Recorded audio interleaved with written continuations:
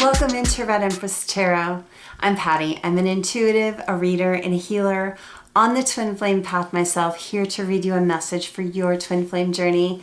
I believe that if you have found this video and this channel, you've been guided to do so. If you love the content, please subscribe. I'd love to have you as part of the tribe. Make sure that you tap into your intuition. Make sure that you are following your internal guidance. It's really important. And every thumbs up to the video is so valuable. I love every one of you. Thank you so much. And let's go ahead and get into the reading. Welcome to this week's Pick a Card reading. It is the Twin Flame Torrent. Basically, it's an energy check-in for your connection. Pick a card, 3 options here. What's different about this reading is it's freestyle. So this is a channeled reading. We're going to use some tarot. We're going to use some oracle. I could use charms. I could channel songs. Just anything that Spirit wants to bring in. So there's no structure to it, nothing specific. It's whatever I hear and feel and Spirit wants to relay. So it'll be a little bit different, but I think it's going to be really good. And I'm going to try to do this on a regular basis if you guys like it. Okay, I'm just feeling really pulled to do more channeled messages, and I want to do some different formats. So let's step outside the box a little bit and give this a try. Anyway, so the first 3 options here.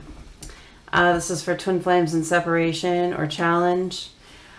We've got the Tarot of Dreams with this beautiful flashy Labradorite stone, palm stone. This is my very first palm stone. We've got the Tarot Grand Luxe with this gorgeous rose quartz. And then we've got the Good Tarot with the Amethyst cluster. Okay, so use your intuition, tap in, see which one fits you, and we'll go ahead and get into them. I'm not going to chop up the video. I'm just going to set these aside for a bit. And we'll just go ahead and get into the first one. So that is the Tarot of Dreams by Sarah Marchetti and my very special Labradorite palm stone. I'm going to set that aside over here. Over there. All right. So let's get into it. I am going to do a little Palo Santo. I'm going to tap in. I didn't pre-shuffle anything because I don't know what we're going to get yet. I'm just going to feel what I'm guided to do for each option. I want to get us the best information possible and the most relevant messages for each option. You know, we do run on parallel paths, but we all have a different one. Okay. Try not to set off my smoke alarm today. That was horrible. All right. All positive, good energy. Get my other options over here so I don't have to Palo Santo again. Some for me, some for you guys, and we're all set there. Spirits, angels, guides, ancestors, protectors, thank you for being with me here today and always. You know, when I say that, I never really elaborate on what that means for me. So when I say spirit, I'm talking about my higher spirit. When I say guides, I'm talking about my guides as a collective because it's a big group. And everyone's different. Ancestors, what I'm talking about is my passed over family that is guiding me now. I know several of them by name. There are people that I knew in life. My main guide was my great grandmother. I only met her once when I was about 3. She passed away right then. And she was a psychic healer. People came from all over the place to be healed by her. And I didn't actually learn that until I had my awakening. It was kind of a family secret. And protectors are my dogs, believe it or not, that are passed over. I have a couple of Rottweiler mixed dogs that were my babies in life and are passed over, and they're protecting me now, which was really one of the very coolest things to ever find out on this journey. Man, it makes me want to cry every time I think about it because I miss them so much. Okay, so that's who I call on. It is a large group. I have a long lineage of awakened ancestors that were healers and readers and all kinds of different configurations of awakened souls here on Earth when they were here. So it's really interesting to look at, you know, you as a light worker. If you're watching this reading, you probably might have that too to look into, so it might be kind of interesting for you. I don't know why I was called to talk about that, but I just was. Okay.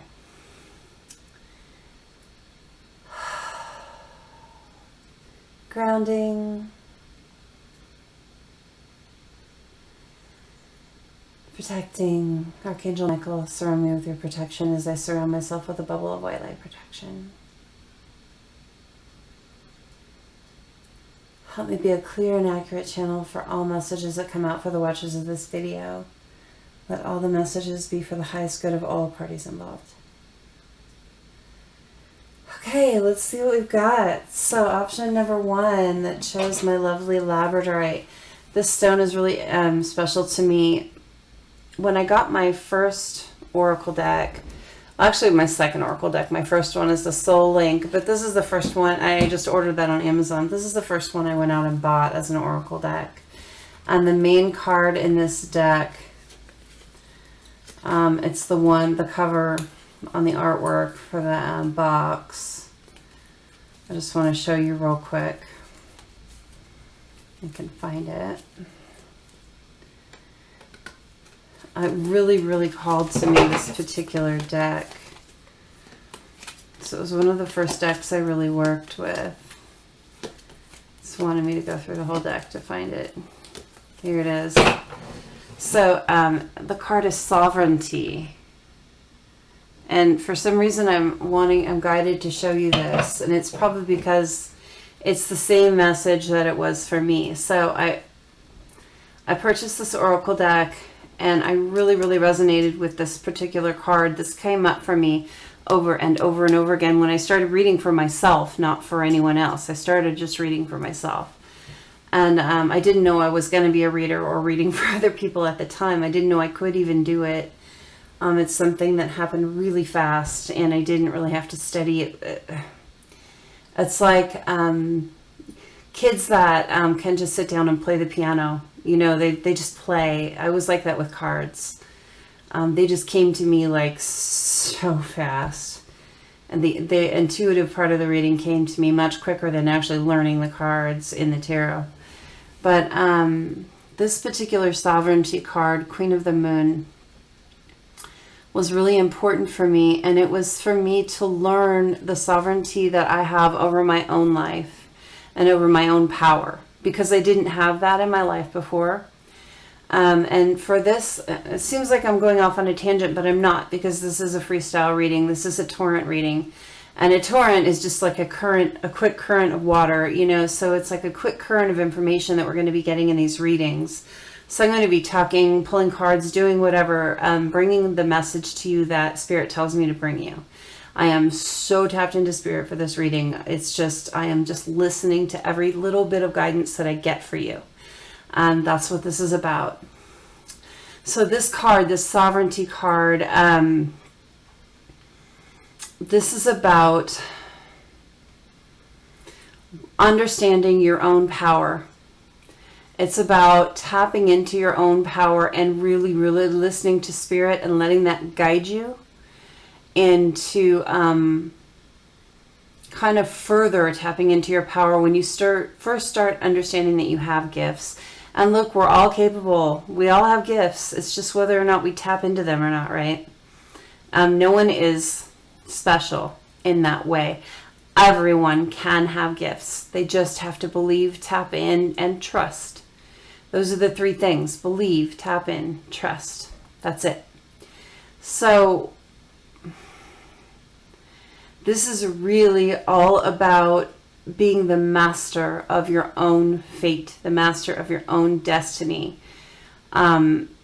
trusting the universe to have your back, and knowing that you are powerful and whole. So hold on one second, sorry. I have an appointment in a little bit. This card is special for this reading because if you are watching this, Spirit is telling you that it's time for you to understand your own strengths and your own power and to really own that. This is one of the things that helped me own my own power. And so I feel like I'm supposed to pass that on to you. It's time for you to own your own power. If you chose this Labradorite, there's a reason. So I don't know if I'm going to be able to show you, but behind her head here is a triangle. Okay. It's a perfect triangle right here. Equilateral. If you know, all sides are the same length.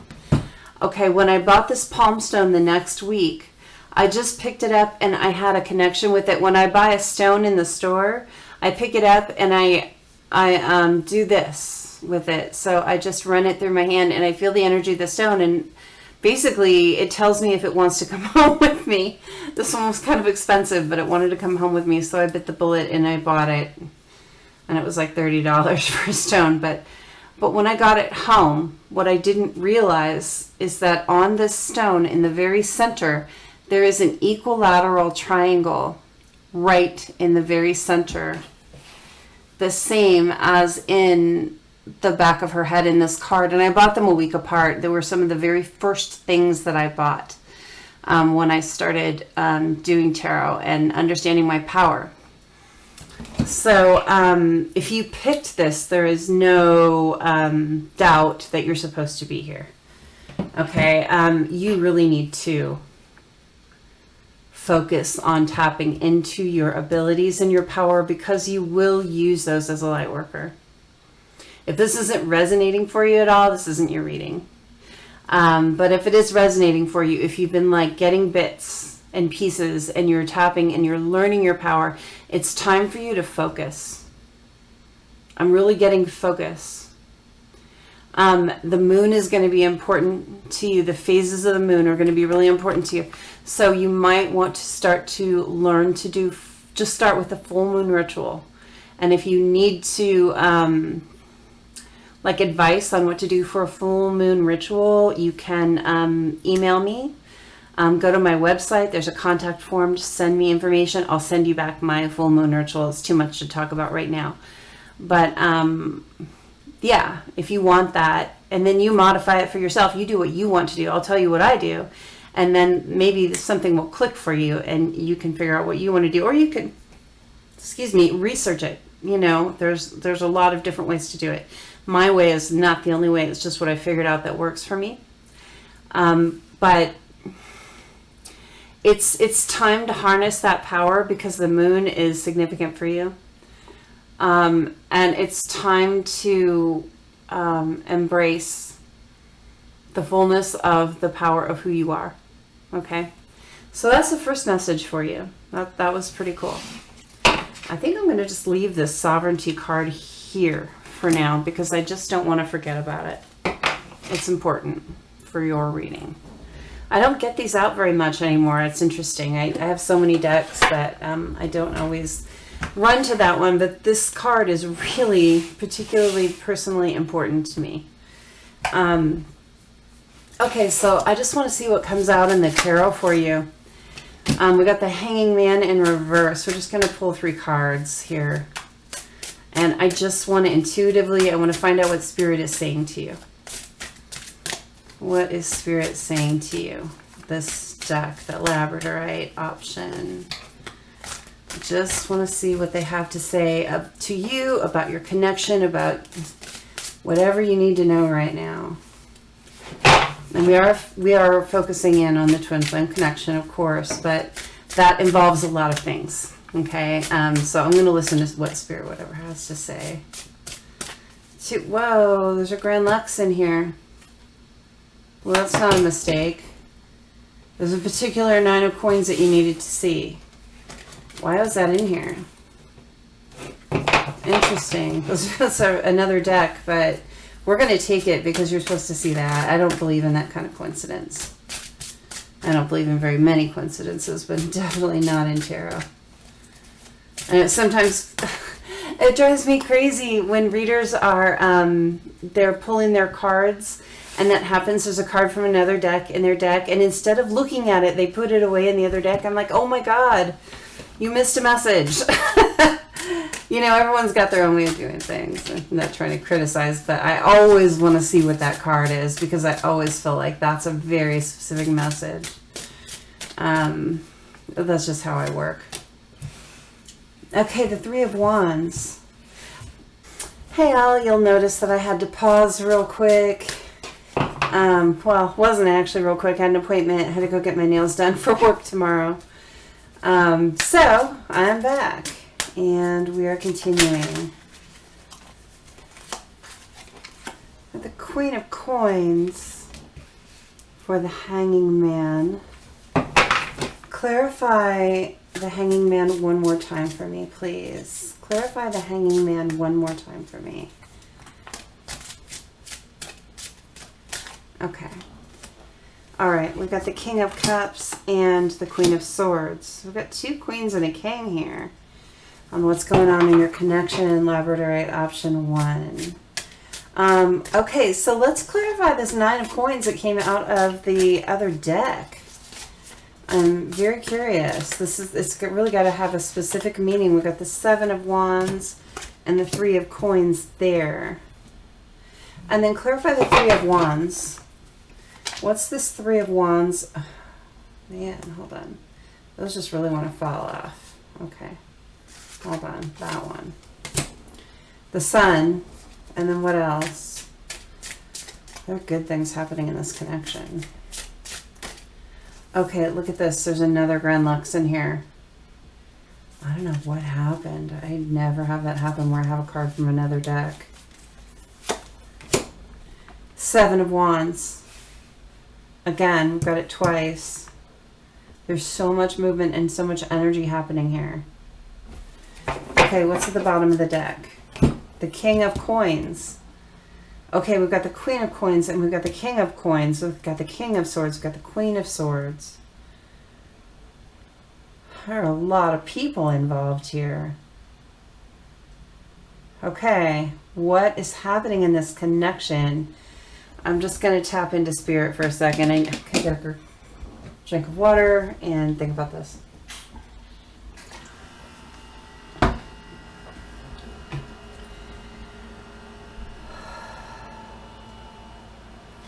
So court cards to me are always about people.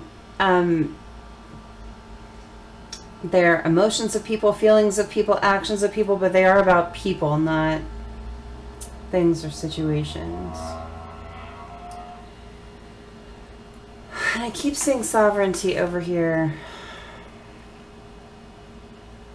We've got sovereignty, two queens and two kings.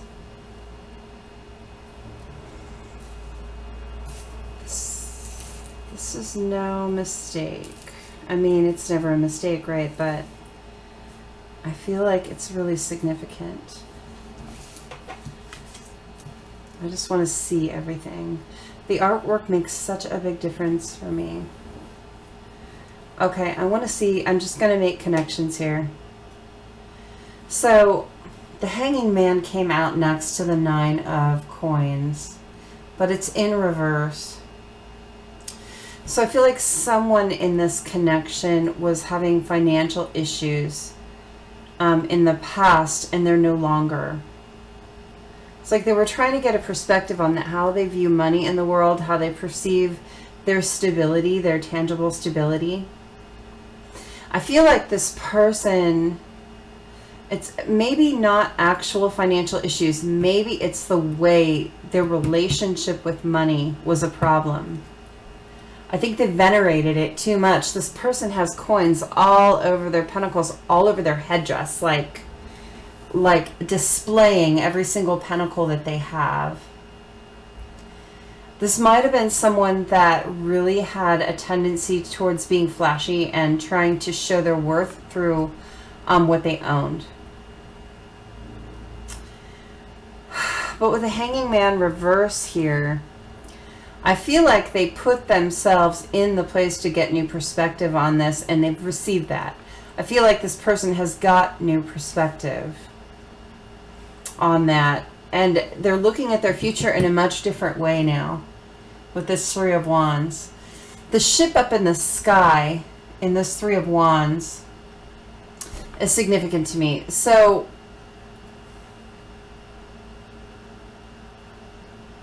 it's not grounded. It's not in the water. It's in the sky. They had such, before.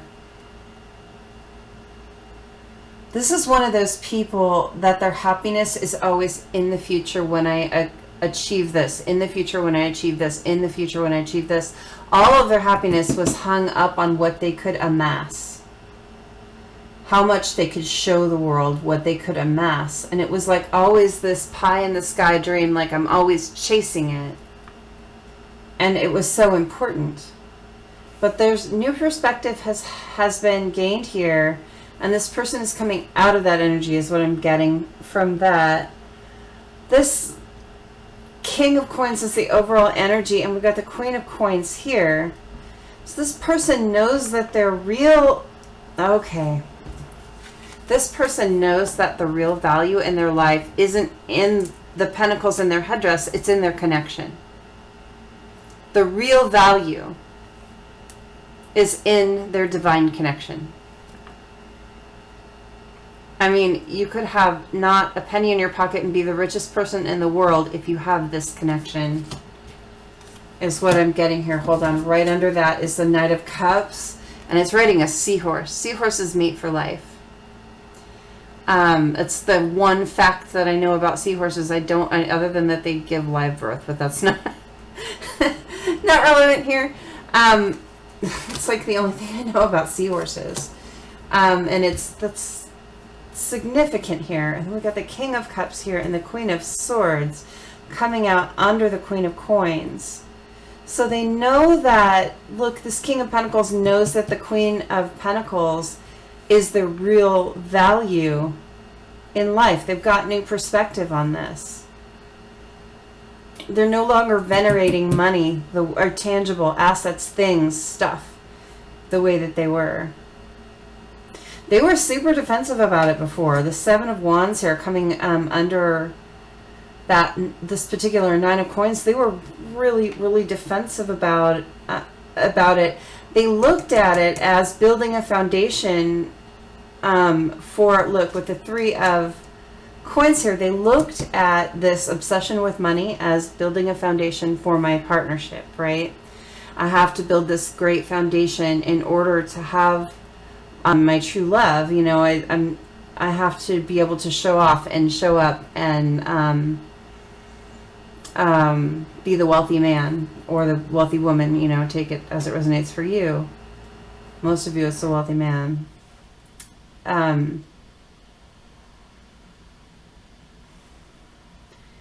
They were really defensive about this plan that they had to build this huge foundation, just spin it. This is someone that didn't come from a lot. This is someone that had to earn every penny they ever got. Nothing was handed to this person. And so they got this kind of skewed view of their own worth in assets, in money. And that is a third-party situation in this relationship because it kept you apart. It kept these counterparts apart. Because this masculine wouldn't come forward until they felt like they had amassed enough to be able to just lay the world at the feminine's feet. But new perspective has been gained about this.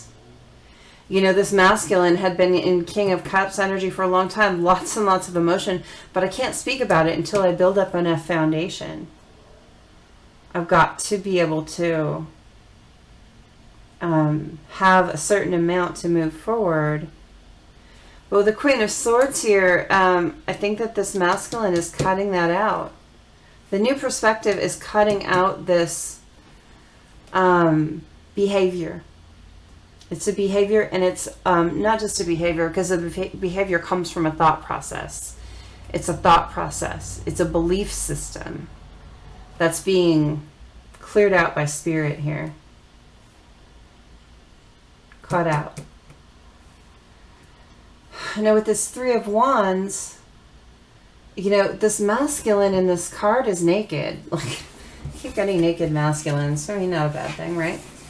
But let's look at it. So here's this naked masculine looking at that ship out there, and he's realizing this is a card of realization about his future. That this ship that was up in the sky, that was always like later, it robbed him of everything he had. He's naked here.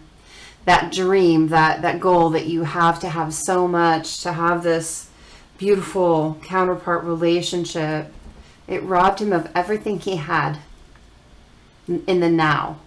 It took all of his now for some distant future. And he's understanding that now. He's going for his happiness. Look at this. We've got the Eight of Wands and the Sun clarifying this. He is now going for his happiness in the now, putting all the energy into the now for happiness now. This King of Pentacles, this Knight of Cups. The Knight of Cups offers love. He's all in armor though. Look, when this masculine comes forward, he's going to have some walls. He's going to have some defenses up. I think there's some fear. But look, the Ten of Cups here, they know what they want. This masculine knows what they want. The Page of Swords.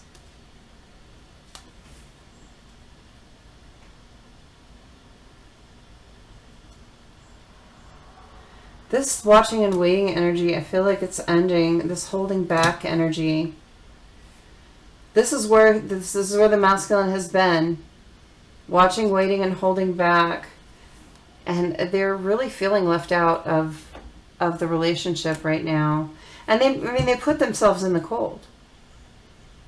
They put themselves in the cold. Here's a masculine building this foundation, and look at, there's the pentacles here in the window. Like, I've built 5 of them, but I need 10. You know, look at this. Here he is building this foundation. He's, you know, holding back, just waiting and watching.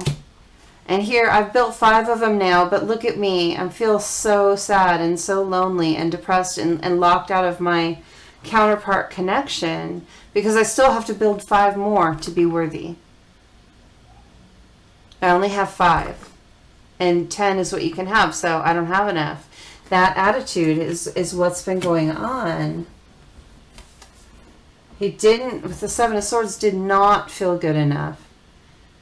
Did not feel good enough on his own without all that foundation. But look, the Two of Coins here. It looks like he's throwing the coins up in the air to me, like, okay, it's a surrender card. This Two of Coins is a surrender to spirit card. I surrender this behavior to spirit. The Page of Cups. It's this feeling of, look at this page. It's a young boy, young masculine energy, right? I mean, it's actually kind of androgynous. It could be either. But it's a young person with a very worried look on their face, dressed in all their finery, with their heart in their hand, wondering if they're enough without it. Am I enough without all that gold?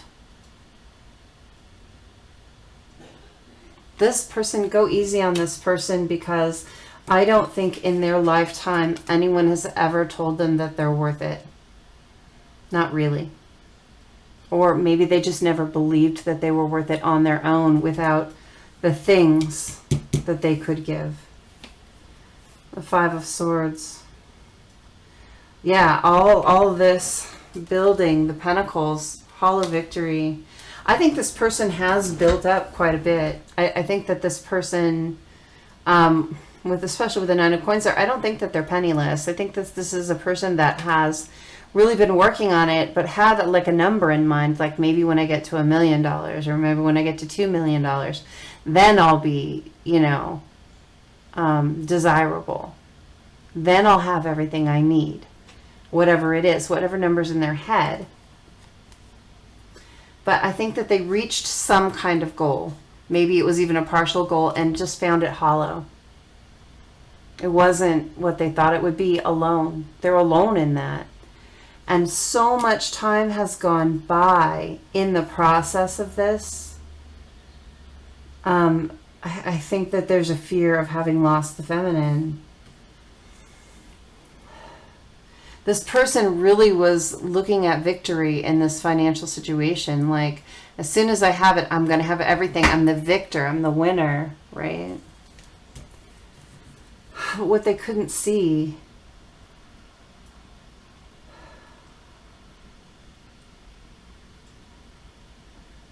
the eyes of these dogs. There's a wolf and a dog here, and I usually see that as the feral and the tame, right?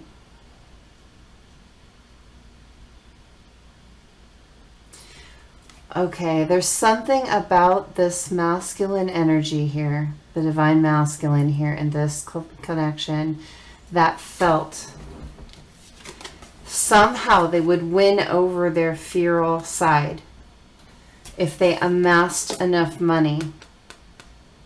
I'm getting that very strongly. This person has some kind of a dark secret or dark past. There's something in their past that they're not happy about or proud about.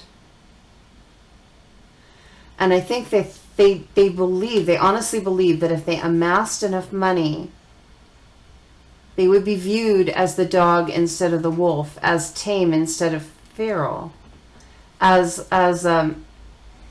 domestically acceptable over I'm afraid of you. There's something about this card that's really significant. This masculine was doing this for a purpose. There's something that they were trying to bury. Something that they were about themselves that they don't like, or about their past, that they were trying to put this dog mask on. They thought enough money would do that. It was a really deep-rooted psyche thing. Wow. This isn't going to resonate for everyone, you guys, but for someone, this is the message. For some of you guys, all the rest will resonate, but this particular card is for somebody out there, or maybe more than one somebody out there. The Nine of Swords, there's so much worry about this. There's so much worry about this past creeping up on them. Look at this arm reaching out. This person has nightmares about this thing, whatever it is. There's something in this person's past they feel they need to cover up, or they feel that cannot come out. Even the wolf here in the card has a light side and a dark side.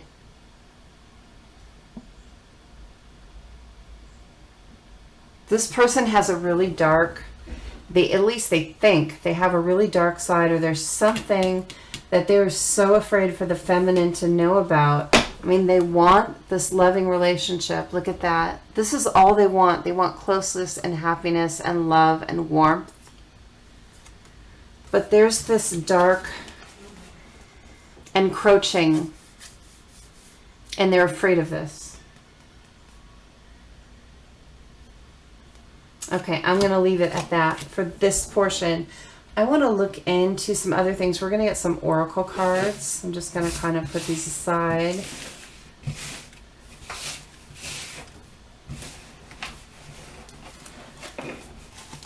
I'm going to leave these out though. They go with my other deck. That's interesting. Okay, I'm going to put those with the other deck right now before I forget.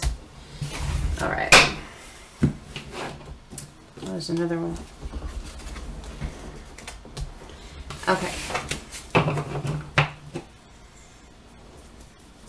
Okay, so I am going to get this deck out. I feel like, see, there's the artwork I was telling you about. I feel like there's something in here for you right now. So we're going to go for it. Tell me, Spirit, what you have to tell option 1, the Labradorite. What do you have to tell option 1 right now? About their connection, about their life. What do they need to know?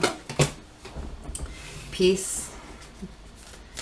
Give me another one. I think we need 2. Let's put them together.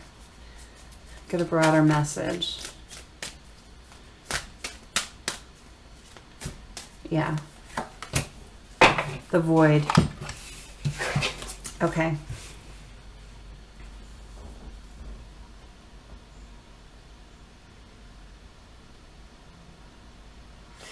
Dark moon and waning crescents, peace and the void. Dark again. And this is like light, dark and light. Look at that. There is a real need for both divine masculine and divine feminine in this connection to really understand balance between dark and light. No human on the planet exists without both. We all have both dark and light in us, shadow and light. You know, we often see the shadow as the things that we need to overcome or that plague us, and the light as the things that bring us peace. But look, these coexist. These coexist. This masculine needs to understand that the darkness that they fear so much is balanced out by the light in them. We all have things in our past that we're not proud of. We all have, we either call them demon or shadow or something to deal with us in this lifetime.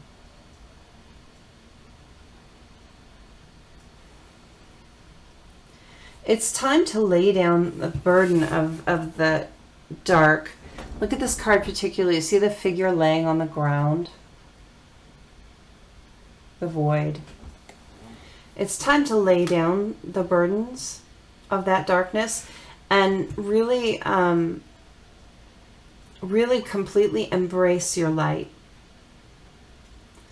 And it's time to, when your partner is in a dark place, to bring them the light. We have to be that for each other because we're both going to go to dark places sometimes. People do.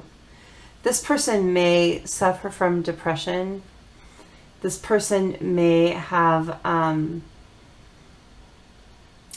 hate even using the words mental illness because it has such stigma. It's just this person may have some dark places that they go to. They may be bipolar. They may have something that plagues their mind sometimes. That feels dark to them.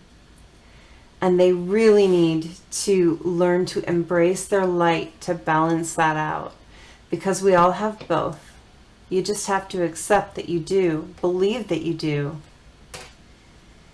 I'm really getting that in this connection, these counterparts are this balance for each other. And I think that it's not a balance that they've ever had with another person in their life. Honestly. I think this pair of counterparts, sometimes the masculine will go to a dark place and the feminine brings the light and brings them out of that. Sits with them there until they come into the light. And I think the masculine does the same thing for the feminine. When the feminine starts to kind of go to a dark place, the masculine brings the light and pulls them out. It's really a perfect balance. I think this already happens in the 5D. And I think it's something to work on for the 3D. Okay, let's see what other messages we get. I feel like that's what we needed to get from that deck. Initials. I feel pulled to do, and I don't usually do initials, right? I have all kinds of different divination tools. So I have Scrabble tiles. I have one of every letter. I don't have like the whole set because I don't use them for words. I just use them for initials, and I usually only use them for private readings because with the collective reading, there are so so many people watching. I'm going to do something right now.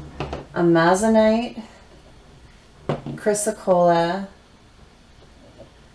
copernite, amethyst, and manganocalcite. Okay? There are 5 options here. I want you to choose an option right now. And I'm going to pull 3 letters for each, okay? And see if at least one initial resonates for you. That'll help you kind of hone your intuition. So we're looking for first, middle, or last initial for you and or your person.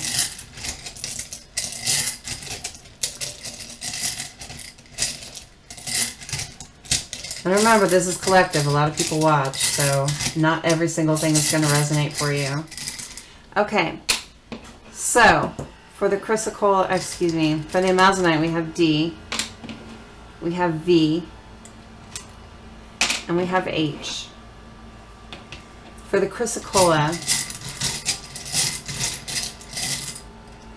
we have C, we have R, and we have L. For the copernite, we have E, we have U, we have K. For the amethyst, we have M, we have G, and we have T. For the manganocalcite, we have X. This could be someone's X.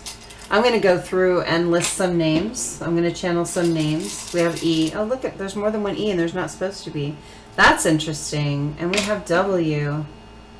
Okay, I'm going to set these aside. And I'm going to call out some names for each letter. Okay, they may resonate with you, they may not, but I'm going to just see what I get. First I got Dave or David right here with the DV. I'm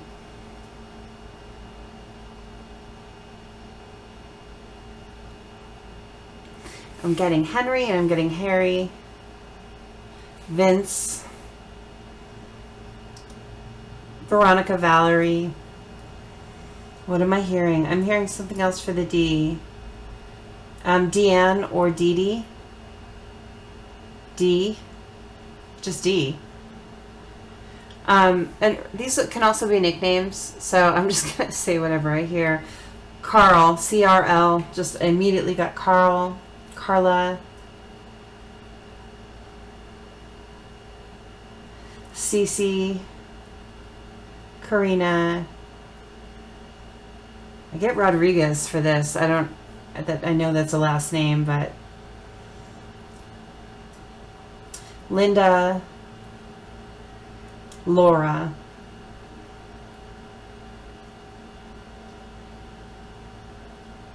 Carla. I keep getting Carla. For the copernite,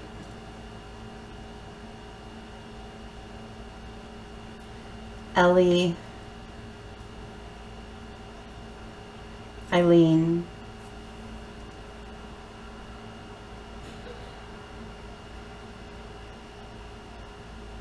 okay, this is not a name I know how to spell, but I'm seeing Eunice, and I think that is, if that's someone's name, it's like a full name that they don't use. Kyle, Carrie,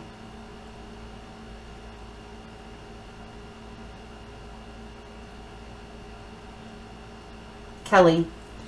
And then for the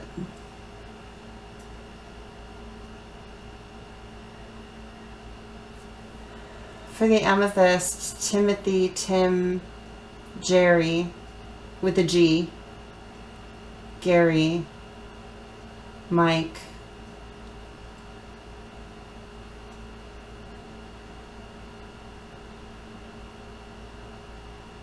Mills.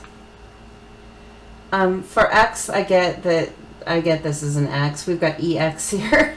Definitely your ex. This is someone you've been in relationship with before. And we also have, I'm not trying to really spell, but it's just happening. Walter Willow. That might be a nickname. Eva or Evie. Alex. I know there's no A here, but I hear Alex over here. That's all I'm getting. But anyway, so that might resonate with some people. It's not going to resonate with everyone, but I just felt guided to do that. Drop it in the comments if you heard something that really resonates, and let me know. I'm going to pull those off now, and I'm going to get some charms out. I'm feeling like charms now. I just feel like channeling everything. Okay, there's a song. Hold on.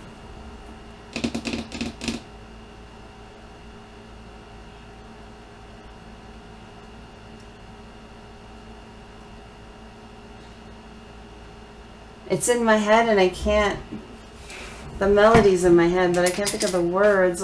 Maybe I'll get it as we go. Okay, let me pull those off. That was interesting.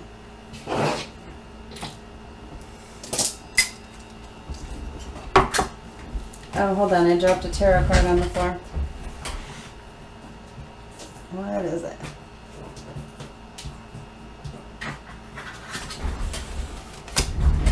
Two of Swords.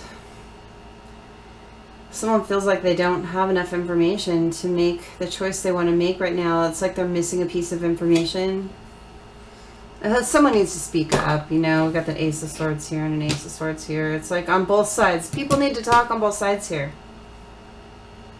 Someone was feeling kind of dejected because the other one wasn't coming forward and talking, so they really pulled back. So one person pulled back, and then that made the other person pull back. I'm feeling them being like pulled apart because no one's talking. So there's a message for someone. Get some water. Okay, let's see what we have in the charms. I haven't used these in a while. I was doing charm readings, but they weren't very popular, so I stopped doing all charm readings. Because my time is so limited. Man, I would do so much more if I had more time. Okay, so for option 1, the Labradorite, Spirit, tell me a little story with the charms. What do we need to know?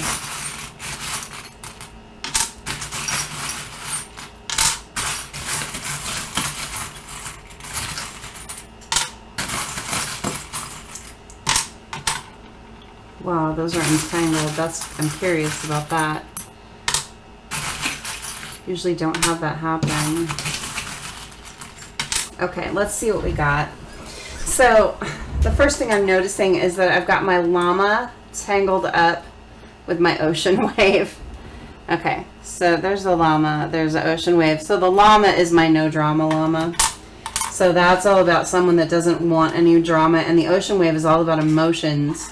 So there's someone here in this connection that is so done with drama. They have been in something so choppy and so emotional, and they want no part of drama anymore. This is a really important message for someone out there who, like, if this isn't you, your counterpart has been through hell and back with emotion lately, or in the recent past. I say within the last year, they've been a lot of crap. And so they are really looking for some peace in their life. It's the masculine. Here's the sun charm came out right under that. So the masculine in this connection has been through a lot of emotional crap. And they are so over drama. Just so you know, when they come toward you, sure, you're going to have your conversations, and sure, you're going to talk, you're going to be honest, and you're going to talk about what you need to talk about. But like adding extra drama is not something they're interested in. So with the stick here, okay, so this is funny. This is a piece of sage, right? It fell off my bundle of sage when it was brand new. And it reminds me of a little tree branch, which it's signaling, it's standing for nature here. And then we've got the gecko. A sports car and a truck. Sports car and a truck right together. And this is the grasshopper, the butterfly, the watch. We've got the lamp upside down, and we've got the boxing glove upside down. Okay, the boxing glove goes with this. This person, if it was like face up like this, it's I want to fight. If it's face down like it came out, I don't want to fight anymore. This person has no desire to argue with you. They don't want to argue with you or anyone else. They're really, really done with that.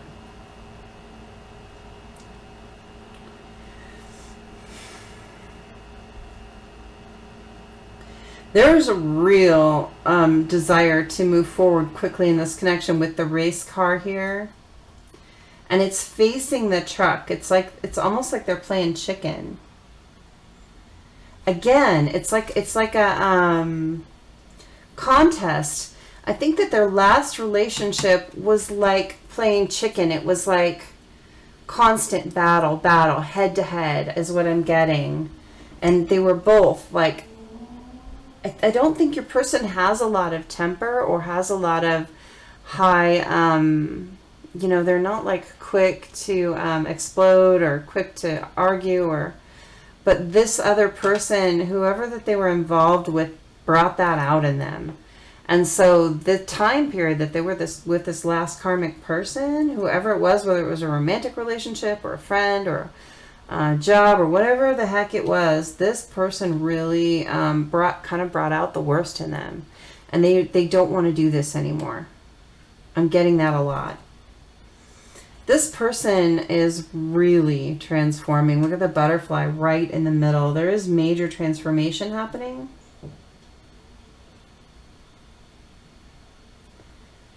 They're really this person adapts to their environment with this gecko here. This person adapts to their environment. So when they were with this partner that was just constantly fight, and high energy, and I get that this person was up in their grill. No one says that anymore, but that's what's coming to my head. This person was up in their grill all the time, like constantly in their face and wouldn't leave them alone. And this person like adapted to that energy, and it's like they're defensive. I see this as like a wand right now, this little piece of sage. I keep it in the charms because when it comes out, it always tells me something specific. I feel like they have like a defense up against this kind of energy now, and it's like the Nine of Wands, where they're just like, they've been in all these battles, and they're just like, they've been on the defensive for so long, and they don't want to be in this energy anymore. They want to transform that. They want to adapt to something calmer and more peaceful. And I think that they know that they can have that with their counterpart in this connection. I don't know if you're the masculine or the feminine watching, so I'm just reading as I see it, not you specifically. There is a divine timing component. Again, the watch is right smack in the middle. They're coming down. They're coming down. So, when you like get like a high, you're on drugs or whatever, and that coming down period where you have to like get back from this crazy place that you've been to normal. That's what's happening here. They're decompressing and coming down from this relationship. And it's taking a little bit of time right now. This transformation, this coming down is a transformation. And they want to do it quick. I mean, the grasshopper here, they want to just like leap out of this shit. But Spirit is saying, no, it's going to take you a little bit of time. I think they have to decompress and they have to adjust. When you've been in something like stressful for so long, you adapt to that. You become stressed, even if you're not a stressed person generally. If you're a type B person who's kind of like chill and calm, and you get into a high stress situation, it amps you up and changes your, personality. And this person is in the middle of leaving that behind. It's taking a little time. Even though they just want to jump out of it. They don't want to be like in this transformational energy, I think. I don't think that they want to take extra time, but it's needed. With this ice skate, it's like sideways.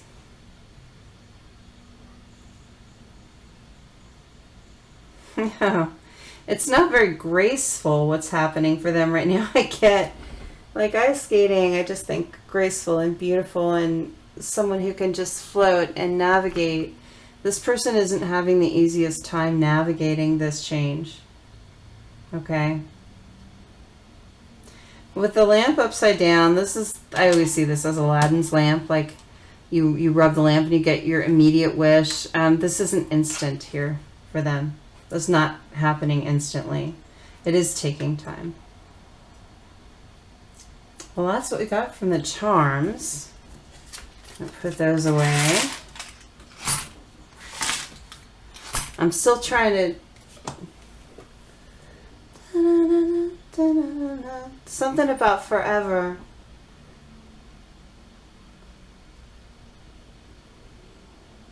I'm sorry. I feel bad about that. I wish I could...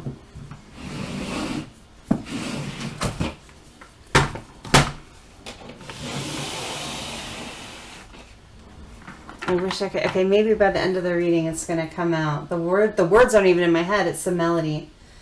Okay. Anyway, my brain's foggy. Anything else for option 1? Yes. We're going to get some messages. I am going to use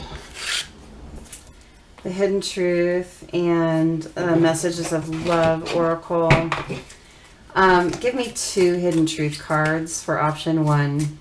Something that the watcher doesn't know right now, or something hidden from them, or maybe they just need confirmation on. Spirit, what does option 1, the Labradorite, need to know right now? What's for their highest good?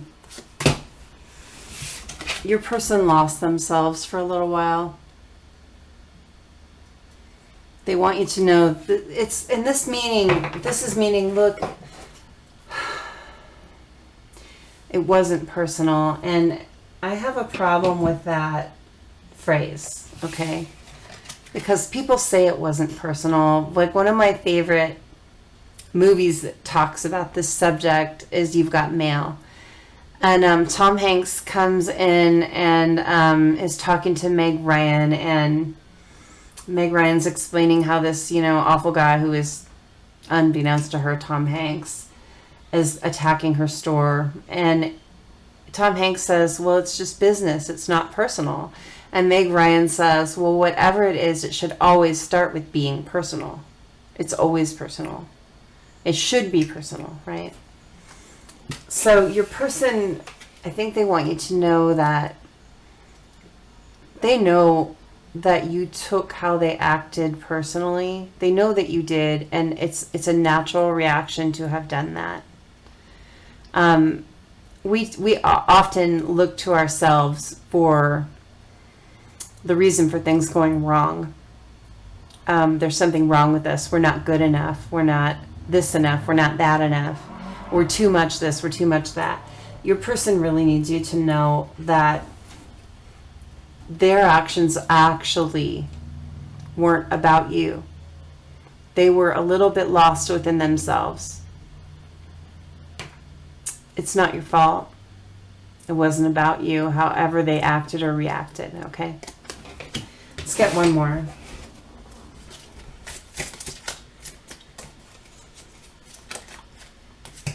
Oh, that song in my head is killing me. It gave me 3. Okay. You don't know how hard it was to let you go. Yeah, your person, it may have at the time looked like it was easy to let you go. It absolutely wasn't. It absolutely wasn't.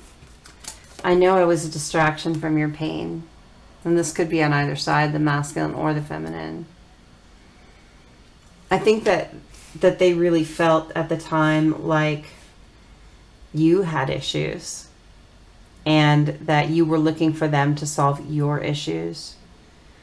And I don't get this as a current vibe. I know I was a distraction from your pain. I get it as, at the time, I was seeing myself as superior. This person actually, for a little bit, was looking at it as, you have issues and they can't solve them. And unfortunately, it turned out that they were actually lost within themselves. It wasn't so much about your issues. It was about them. I love you unconditionally, regardless of all the past and pain. Everything that's gone down, everything that's gone wrong, all the distance and silence. They love you unconditionally. This is your twin flame. That's how that works. All right, we're going to get 1 or 2 messages of love cards here to wrap this up. When I think of that song, I'm going to put it in the comments, and I'm going to think of it eventually. It's like going over and over and over in my head, and it won't stop, and it's just the melody.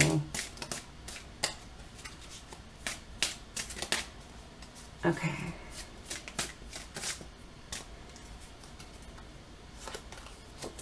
Strictly sexual. I think in the beginning, when you guys broke up, this person was saying, well, this connection is passionate, but, you know, it's not going to keep going. I think that they had, what I'm getting is they had so much physical passion for you that they thought that it just couldn't be anything else.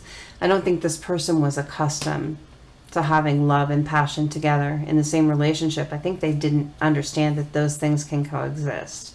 This might have been the first experience they ever had with that. Self-care. Clear your energy field and focus on yourself before acting. And I think that this is for both of you. When you come into communication, make sure that when you're having your conversation, because this is coming, make sure that when you have that conversation that you give yourself several beats before you speak every time. When your person says something and you feel reactive, instead of just listening to respond and defend, and when they say something that triggers you, give yourself a few beats. Close your mouth. And I have to practice at this too. And just breathe in and out of your nose if you need to, but clear your energy a little bit before you respond. It's going to go a long way toward better communication if you guys can both do that. Okay, I got the name of the song. Just had to, I was starting to clean up, and I'm like, oh my god, I gotta look it up. It's Forever Young by Alphaville. And I'm going to read some of the lyrics because I feel like it's significant. Let's dance in style, let's dance for a while. Heaven can wait, we're only watching the skies, hoping for the best but expecting the worst. Are you going to drop the bomb or not? Let's die young or let us live forever. We don't have the power, but we never say never. Sitting in a sandpit, life is a short trip. The music's for the sad man. Can you imagine when the race is won? Turn our golden the faces to the sun. Praising our leaders, we're getting in tune. The music's played by the madman. I want to be forever young. So look, this person, there's something about your person. It's like the clock is ticking on the connection. I'm seeing a clock tick, tick, tick, tick, tick, tick. It's like the clock is ticking on the connection and you're not getting any younger. And they feel like time is slipping by. But with you, they don't feel like they age. It's like they feel like it's timeless, the connection. That song played in my head the whole reading for you guys. Anyway, I'm going to end up on that. Love you guys. Thank you for letting me be part of your day. If this one didn't resonate, check out another one. It's totally okay. I hope you have a beautiful day. Thank you so much for the like on the video and the subscribes. I love you all. I will see you next time. Option 2, the rose quartz. Welcome to your reading. This torrent reading is going to be very different. The first option, the Labradorite, went really, really well. It went all over the place, and that's what I intended. I want to get every message that Spirit wants to bring out for you about your connection, about you, whatever you need to hear right now, whatever's going to be beneficial. So I'm going to set this aside. I've already called on Spirit, and we're all set. We're just going to go. So what I'm going to start with, I'm going to start with some channeled energy. I'm just going to clear the energy with the singing bowl real quick.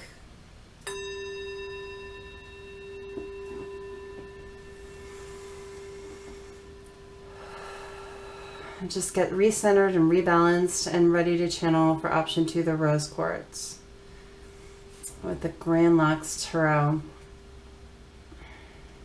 Okay. So the first thing I'm going to tell you is that literally when I went to hit the button to start recording, I looked down at my phone and there was a messenger notification, a Facebook messenger notification from my cousin John,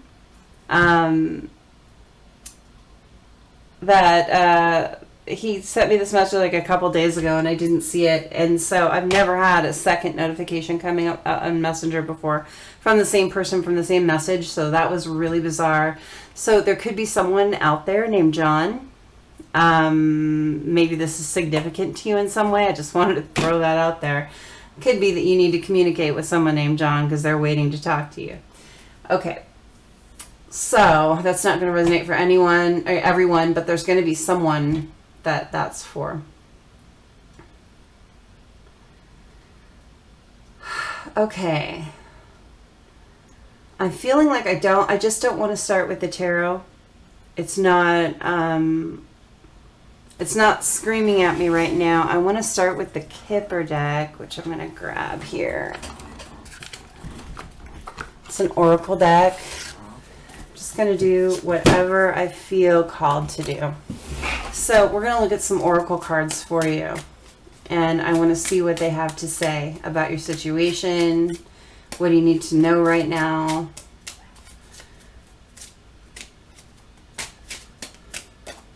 Really, really looking at my amethyst right now.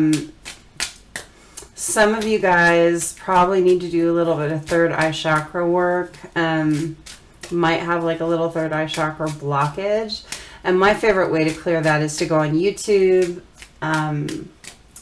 Just type in the words third eye chakra music and just listen to that 10-15 minutes. It really helps. You can listen to it longer if you want. Sometimes I'll put it on when I go to bed and just listen to the full spectrum chakra clearing music. But I'm like, I have a big thing of amethyst right here on this poster in front of me. I've got amethyst over here and I've got amethyst over there, and I keep like looking at it. And amethyst is the stone that we use for third eye chakra. It also sometimes is used for crown chakra, so you might want to look at that as well. But that is a message for someone. Community, and I'm getting it reversed, and I'm going to leave it that way. My cards are upright. And I don't usually take oracles in reverse when I'm doing readings, but this is a little different. I'm going to take it how it comes out because I feel like that's the message. We're just going to literally get everything Spirit wants to say. Expectation.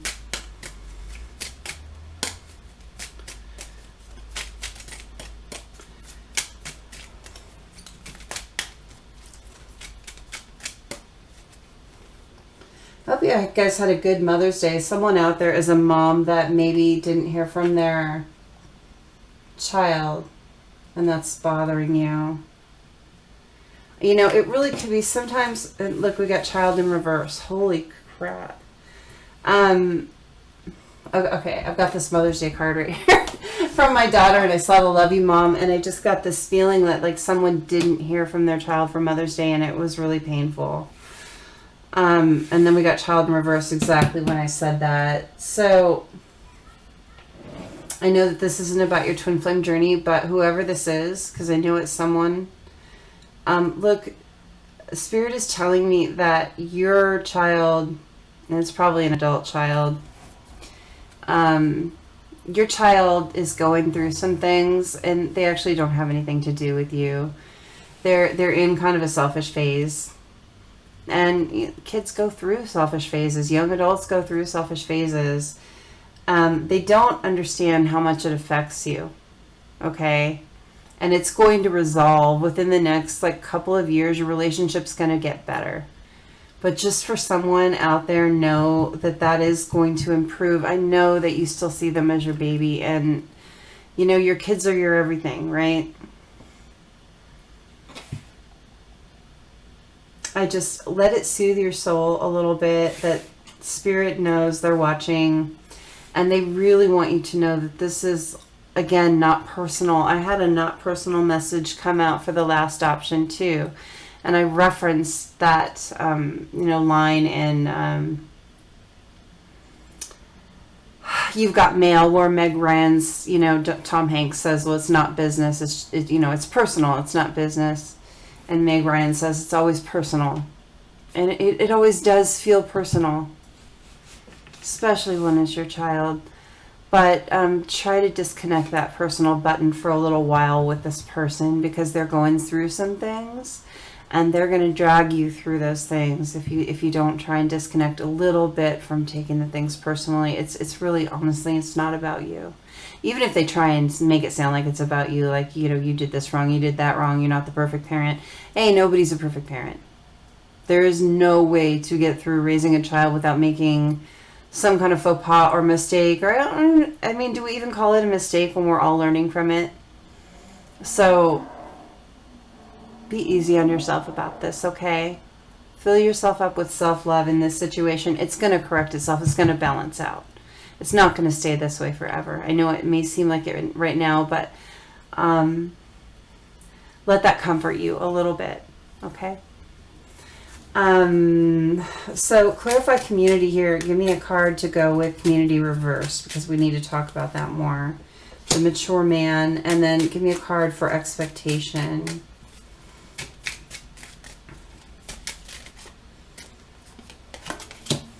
Coffin, and then, okay, got it. Card for child in reverse.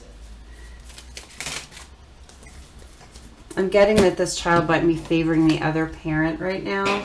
We got 3 cards to go with this, so we're going to take them. We got toil and labor, we got bad health, and we've got thoughts. Okay, so there's 3 messages here, 3 separate messages for this option. One of these messages might be for you, the watcher. 2 of them might be for you. All 3 of them might be for you. If one of them isn't for you, don't worry about it. We're reading for a lot of people, right? But there's something in here for you. We got some water here real quick. The first message that we get, rose quartz pile, is community in reverse and the mature man.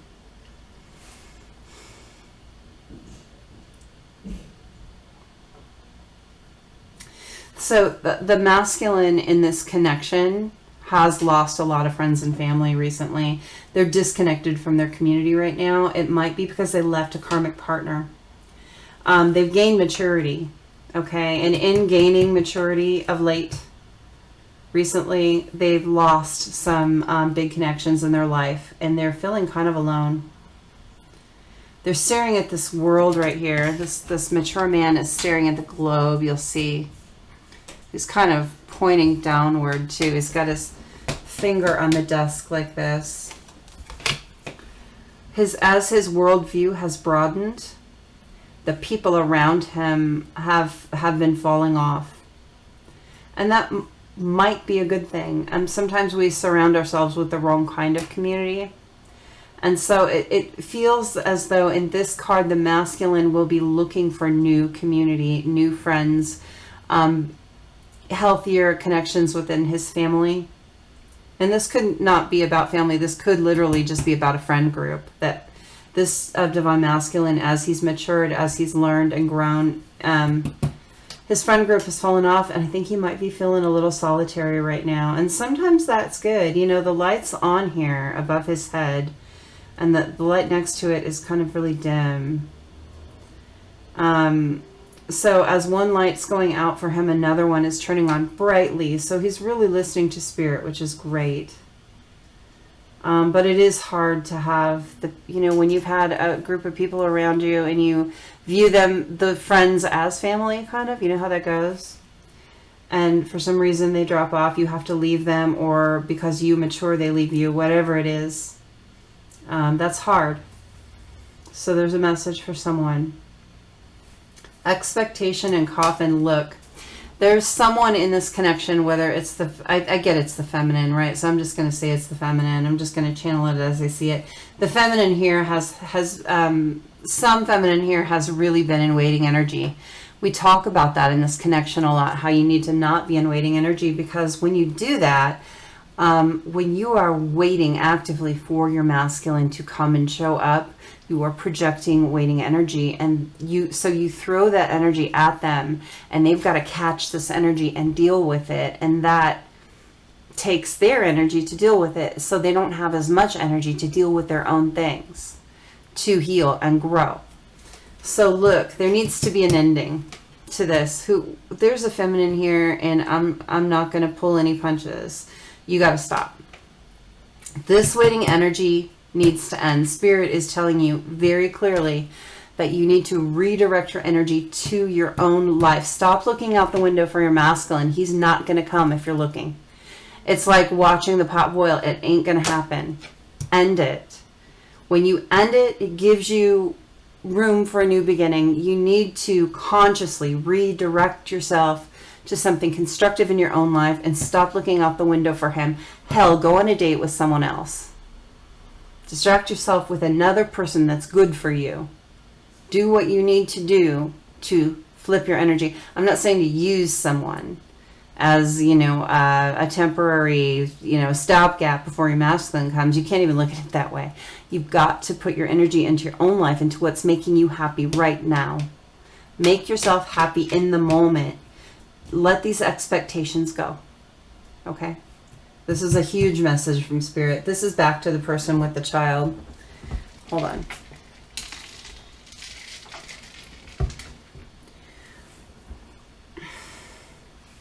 This person that didn't hear from their child at Mother's Day, or didn't connect with their child on Mother's Day,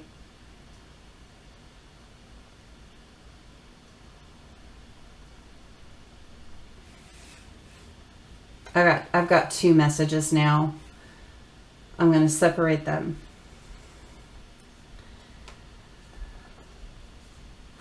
Okay, I'm gonna say this first one goes with the original message that I got. Someone didn't hear from their grown child on Mother's Day. Your relationship has been strained. It's really been feeling laborious, the relationship. It's been hard work, even having a relationship with them.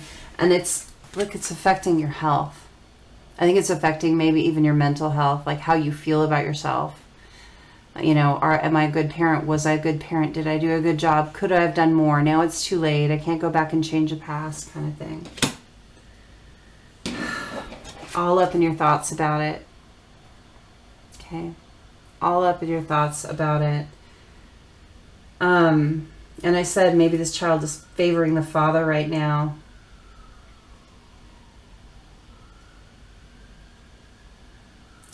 Again, this is just reiterating, the situation is going to it's going to correct itself within the next couple of years. Like sudden wealth, it's all of a sudden things are going to get better. It's not going to be really fast. Like, you've got to let your kid go through what they're going through, but within the next 2 years, their attitude is going to change. Your attitude is going to change. And you're going to have a more abundant relationship with them. It's going to feel better. Journey. Yeah, I mean, it's going to take a while. It's a path to get there, guys. It's not quick. Okay. The other message that I got here, it's for maybe like one person. Okay. I'm going to just rearrange the cards because this one is harder to say. There's someone out there watching that has lost a child. I feel like maybe you lost them in childbirth, or you lost them maybe towards the end of your term, or maybe when they were very, very young, like infancy. This is really hard on your mind. It's really, really hard on your mind. It really, it affects you every day. Your thoughts about this child they take up a lot of space in your head. The what ifs, what would they have grown up to be like, that kind of thing. It occupies so much of your mind and your time. You feel like they were stolen from you.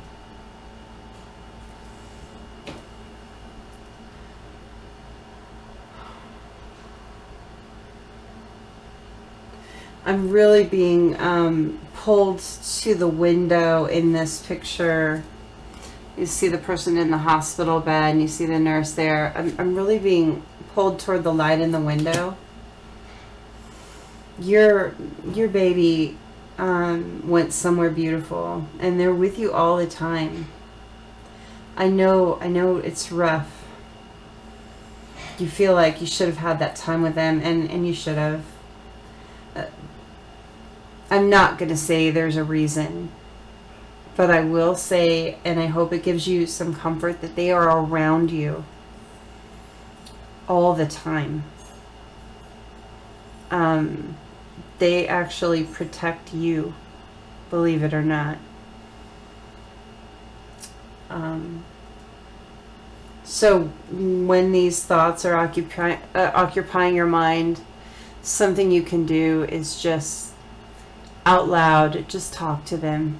Tell them how you're feeling. Use that as therapy for yourself, because they're there and they're listening and they're with you. Okay? I don't know who this is for, and I know it's not just about your twin flame journey, but I felt like it was an important message to get out to whoever this is. All my love to you, whoever this is. Okay. All right, those are the messages we got there. Now I feel like I can go to the tarot. I just felt like this needed to come first. Okay. All right. Let's see what's going on in this connection.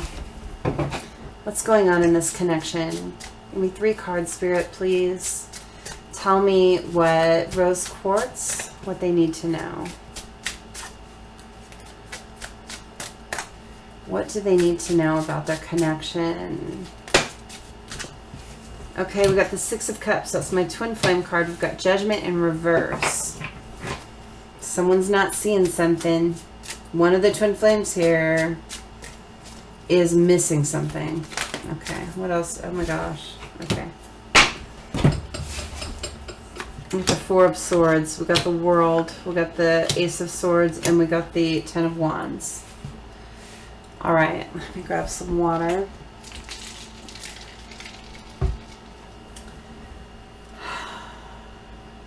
Look, there are cycles wrapping up in your twin flame connection right now. We got the World clarifying the 6 of Cups. This is coming back around. There is a huge cycle wrapping up. However, there is someone, look, the Divine Masculine here is missing something. Like, this is ready to wrap up. I mean, it's time. Divine timing is happening with this World clarifying the 6 of Cups. It's time to wrap up the cycle of this leg of the journey of the twin flame connection. It's time for communication. But the masculine is missing something. They wanna move on to a better place with their twin, but it's hard. For some reason, there's something heavy. Let's get... What are they not seeing? Tell me what they're not seeing. Tell me about the Judgment reverse. What is it that they're missing? Hold on. The Ace of Cups and the 9 of Cups. Okay, oh my God, look. Ace of Cups and the 9 of Cups. Like, here's being single, right? Here's feeling like you have it all as single. And here is the new offer of love. And together they make the 10 of Cups, which is ultimate kind of happiness, ultimate love. I think your person is a little afraid to turn in their singlehood and give the new offer. I think your person has been in relationships in the past that were such a heavy, heavy burden that they're afraid to, I mean, they want the new love with you. They know who you are, but they're really afraid to give up their singlehood because in the past, it's been so fucking hard. It's been really, really tough for this person. They want to come forward with communication. Here's the Ace of Swords and the Ace of Cups. They want to talk to you about how much they love you. They want to give you a new offer of love, but they're actually kind of terrified of giving up their independence because it's been so hard in the past. They've moved on from the challenges. Look, they had a really, really tough time in the past with relationship, and they've moved on from that. They're feeling calmer now. They're actually feeling a little more balanced for the first time maybe in a long time. And they're really kind of afraid to give that up. That's why the communication isn't coming about this. They've had so many stops and starts and stops and starts in love that they're afraid it won't work.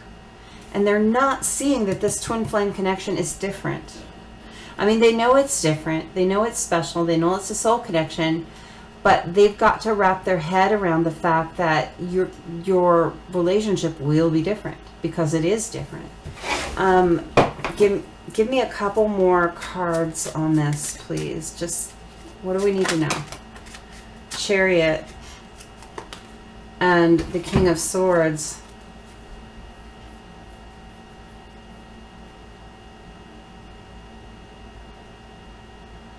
When they come in, it's going to be fast, and they're going to really speak all of their truth to you. They're not going to leave anything out. But there's still this fear of this happening again, kind of coming through. On the bottom, we got the Eight of Swords. We got that stuck energy.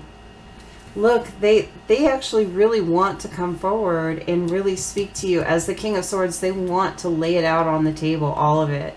They want to be really honest with you. They want this cup of love, but there's this fear, and it really has to do with these past connections. And it's like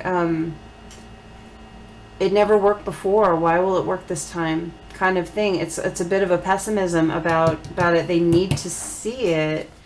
They feel pretty stuck, but Spirit's working on them. Look. See how this person is blindfolded and bound, but look at the light in the middle of their hands and shining out. Like Spirit is working to break those bonds. They do have a lot of inner conflict. This is all inner conflict here, this Five of Wands. They're fighting with themselves between how much love they have for you and how great this new beginning is and this soul connection and their past burdens in relationships. They're fighting with themselves over it. Not waking up and seeing it yet. We got the Six of Coins though. Look, it's going to balance out. Look, here's Spirit. There's the light behind each side here. Spirit is working to balance it out. Don't worry too much about it. I know that it feels like a delay. Spirit's really working on this person. You know, they view you as the Queen of Cups, beautiful, kind, and just understanding, loving, and they want this. They want this badly. Your person might be a Pisces. I'm seeing the fish again, or the two fish around the cup. Sometimes when I see that. There's an extra fish here though. Hold on. Hold on. There's still another fish in the picture, guys. So look, I've never seen this before. So there's the two goldfish here, the matching goldfish. These are the twins. Look at this fish that doesn't belong. There's another type of fish down here at the bottom, almost, you know, kind of hiding. The last partner might not be completely out of the picture yet, too. I mean, they're energetically, they're around, or they're watching, or they're still trying to dip their fingers in your person's life. And that might be an issue, too, just so you know. The Page of Cups, you know, here's the apology. They want to apologize. They want to start over. And they see, look at all these fish around them. It's like, it's really abundant. They're ready for their abundance with you. But look, the Nine of Swords, they are worried. the past is creeping in. It could be this other person too. There's this face outside the window here, and it's in their nightmares. Like, this past person might be really, they might be really hung up on how hard that was. And maybe this person's energy is still around them, and it's like affecting how they feel about their future. Devil, look, it's toxic. Whatever they've been through is toxic, and this person that's still hanging around their energy is toxic. It makes it hard for them to move on. The King of Swords, they're doing everything they can to cut it out, though. They really are. And they're planning to take action with this Page of Wands. You know, Wands are about taking action. The Page is not the King, you know, they're not the Knight, they're not charging forward, but they are planning it. And look at it, you got the Four of Wands here. They want union. They do want this with you. The Three of Swords, you know, there's been heartbreak here, and they're worried about that. Are you going to accept them? Is it going to turn out how the last relationships with? Look at the despair there. This person's really worried.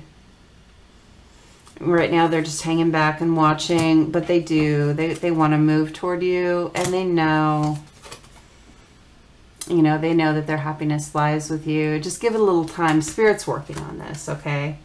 This person has some things to deal with for sure.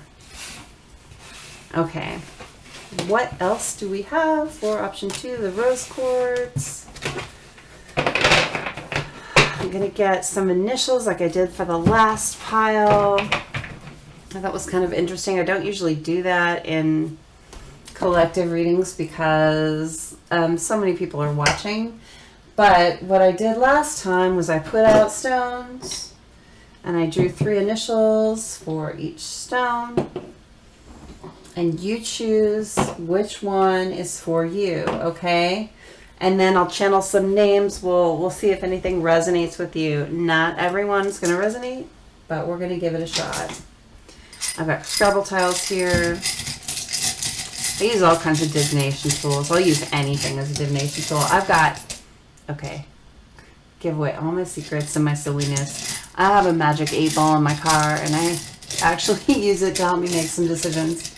During COVID, I used it to decide which grocery store to go in when everything was so crazy, and I was like the designated person to go to the grocery store. Anyway, I actually did that. Yes, I did that. Anything can be a divination tool if you have intention and if you listen to spirit. Okay, so hold on. I got to show you them first. I'm glad I didn't draw any. Okay, this first one is chrysocolla. The second one is copperite. The third one is amethyst. The fourth one is mangano calcite. It actually fluoresces in UV light. It's pretty cool. And then this last one is amazonite. Okay, we're going to draw 3 initials. Choose your stone. Pause the video if you need to, just like we do in any pick a card. We're going to put initials out. Let's see if anything resonates for you. This is your first, last, or middle initial, your person's first, last, or middle initial, or could spell out something in the last file. Some of them spelled out something. I wasn't going for that, but it happened. Okay. So, for the chrysocolla, we have K. We have U. And we have B. For the copperite, we have T. We have X. This person could be an X. I always get that. And we have C. For the amethyst, we have Z. We have J. And we have B. For the mangano calcite, we have Y, R, and N. And for the amazonite, we have Y again, L, and a H. Okay. So let me sit with it for a second, and I'm going to call out some names. I'm going to see what Spirit brings me. Someone, Texas, in the Copper Knight pile, someone might be from Texas, live in Texas, born in Texas. The Mongado calcite, someone might like to knit, do something with yarn. That's like coming up for me. For the Amazonite, did someone go to Yale or live near Yale University, possibly? Okay. So, anyway, let's go to the Chrysocolla. I've got Kevin.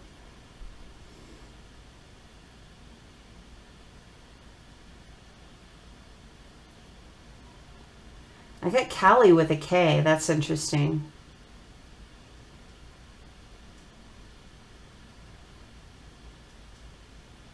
I also get Rick, and I know that that's not one of these letters, but it's like coming from that stone. I don't know. Rick is a thing.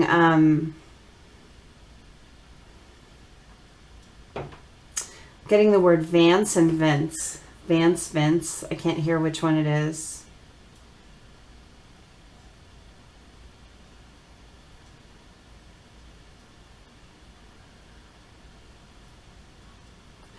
Okay, I keep hearing the word bruv, B-R-U-V. Does someone call someone bruv? I don't know. Okay, so I'm going to leave that there. So what am I getting from the Copper Knight? Tina. Cody.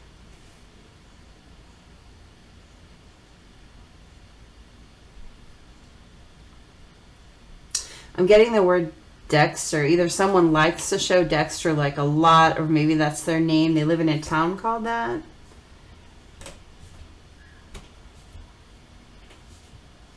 Someone's last name might be Cox, C-O-X.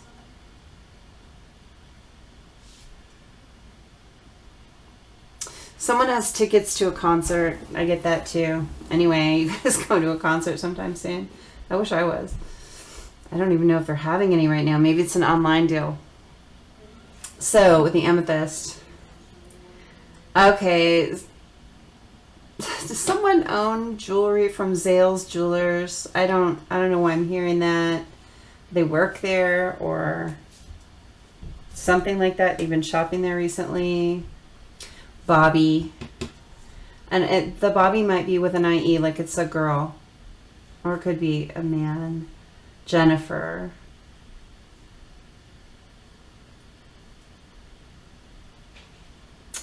And I'm getting like Jayla, like something like that.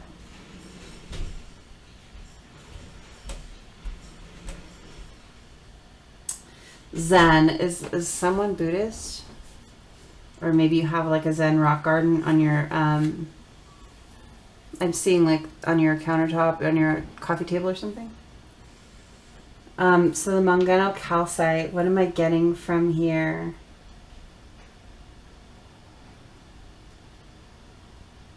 Someone's birthday is like right now, year. I'm seeing year, like anniversary. Someone's birthday is like this week, like when this is pulled.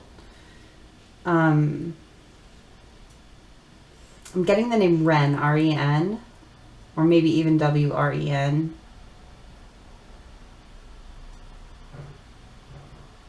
Noor, N-O-O-R. Yeah. Okay, I'm getting Jessica, like Jessica. And I don't know why, because it's spelled with a J and doesn't make sense to me, but maybe there's just a Jessica in this option.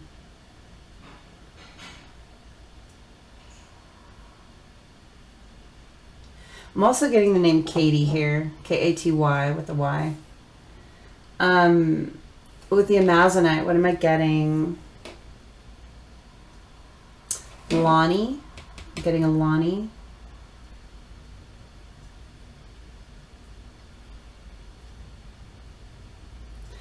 Hale. Is someone's last name Hale? H-A-L-E. something like that.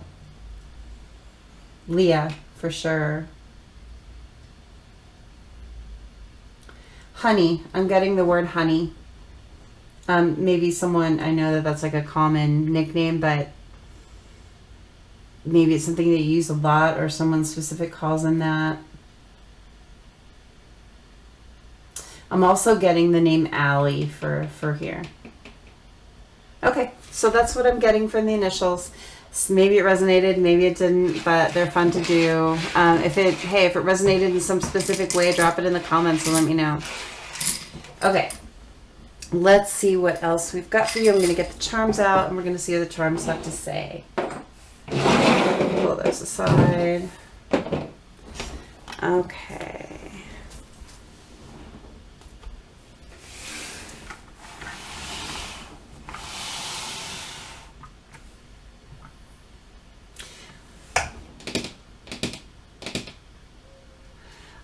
There's someone here that's like a huge Freddie Mercury fan of Queen. And I'm getting, and I don't think this is about your connection, but I'm getting the song Another One Bites the Dust. And did someone sing that at karaoke or something like that? Do you sing that in the car at the top of your like lungs? I'm getting that. But I don't get that as like a song like you're supposed to listen to the lyrics. I get it as like it resonates for you personally in some other way, like a fun way. Okay, let's see what charms we get. Tell me the story, Spirit. What do we got for option 2, the rose quartz with the charms?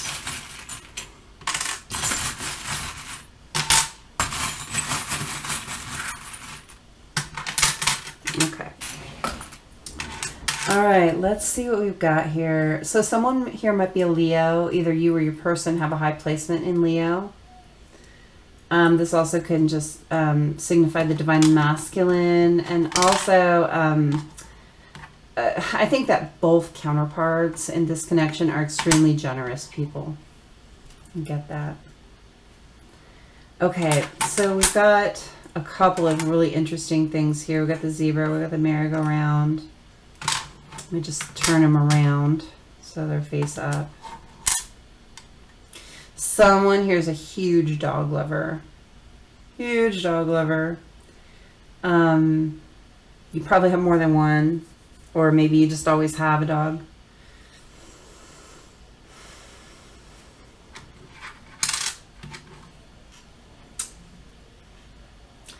Okay, so the first thing I see here is the mask upside down. Like someone's been hiding in this connection. They've not been showing either who they are or they've not been showing their emotions at all. And that is changing right now because the mask is upside down. It's coming off. The mask is coming off. And the ballet shoes here is all about getting balance. And these are coming out together. Like this person is becoming more balanced and they're not going to feel like that they need to hide in this connection anymore. I get that their world has recently been turned upside down and their karmic wheel is finally turning.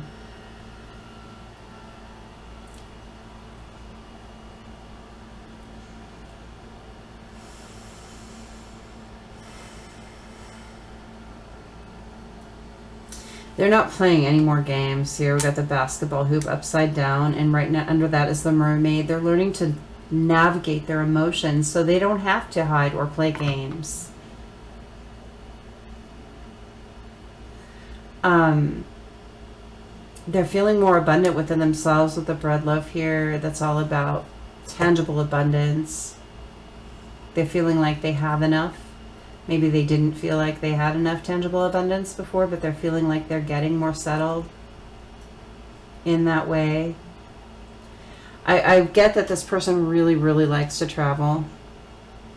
And they actually like to go different places. Like they like the warm weather, they like the cold weather. They just like to have new experiences and go new places. This is not a connection where the people are homebodies. These are people that like to explore.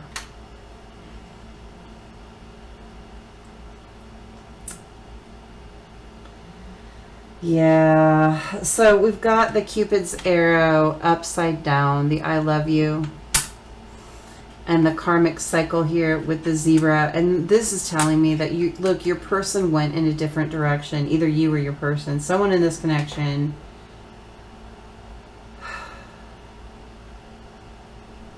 they went for another person, and they got stuck on a karmic cycle that was like round and round and round. Your person paid their karma for that so much. They were really stuck, but it's changing now. It's changing because they're changing. Your person is transforming. With the zebra here, it's about changing your stripes. Your person is transforming themselves, and it's allowing them to get off of that karmic cycle. Yeah, there's the butterfly. Look, yeah, they're transforming. You know, for a while there, they didn't. The butterfly came out upside down above that karmic cycle here, the merry-go-round. For a long time, they did not let the transformation happen, but they are now. With the lobster here, they've been through something really painful. The pinchers, their luck is changing though. It's getting better.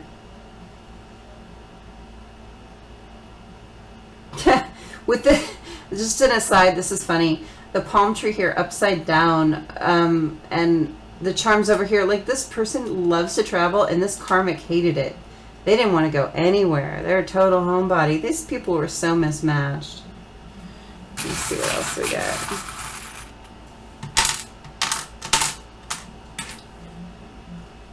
got. The karmic was really, really childish. This was someone who needed to be pacified all the time. They're very childish.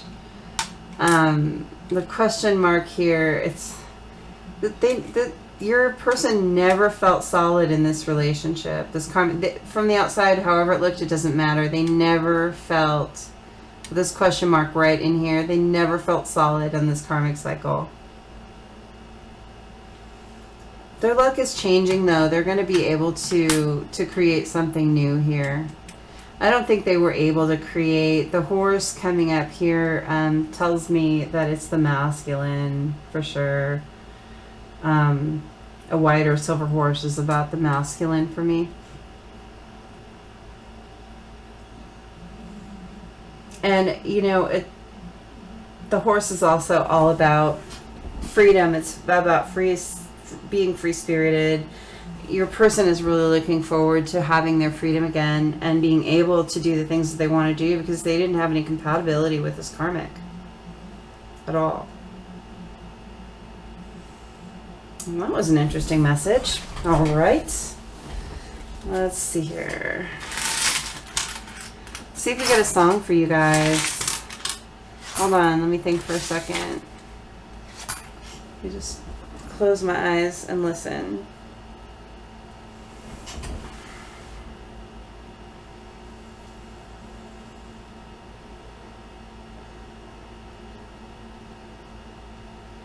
I'll Be There. It's I'll Be There. It's an old song. It's like Jackson 5. Hold on, let me look up the lyrics real quick. I don't know the lyrics to that song. I haven't heard that song in ages. Okay, let's see. I'll Be There.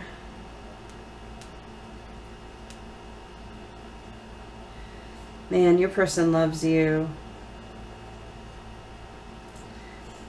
You and I must make a pact. We must bring salvation back. Where there is love, I'll be there. I'll reach out my hand to you. I'll have faith in all you do. Just call me by my name and I'll be there. Or just call my name and I'll be there. I'll be there to comfort you, build my world of dreams around you. I'm so glad that I found you. I'll be there with a love that's strong. I'll be your strength. I'll keep holding on. You guys gotta look up the lyrics to this song. I know we've all heard it, but oh my God, this is your connection right now. This is the song for your connection right now. That's amazing. It is Jackson. Yeah, it's a Jackson 5. Wow. Okay. Let's round it out with some messages. Let's see what we get.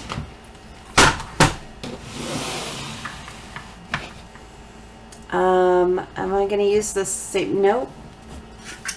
I'm not getting to use those message decks. We're going to get some of these Island Time Wellness cards. There's something in here for you. Let's see what we get.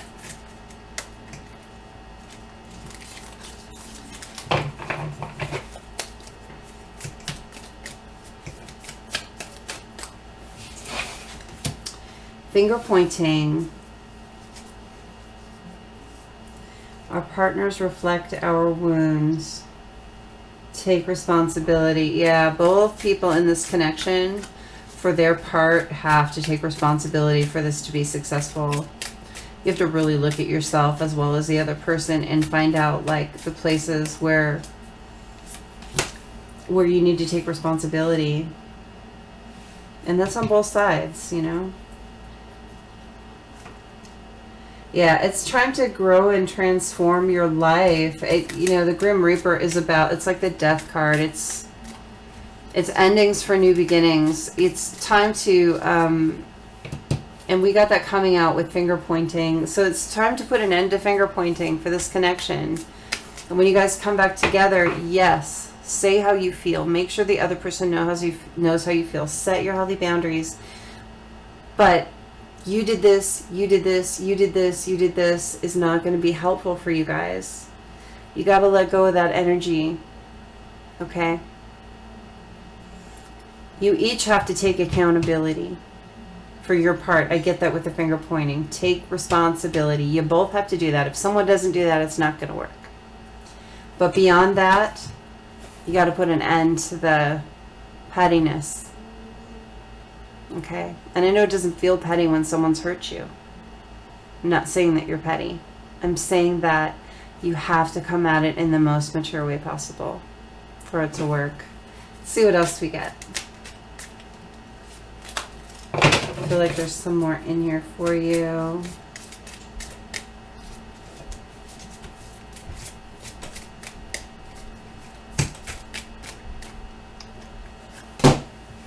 Personality traits. Funny, great personality, compatible. You guys have an amazing compatibility here.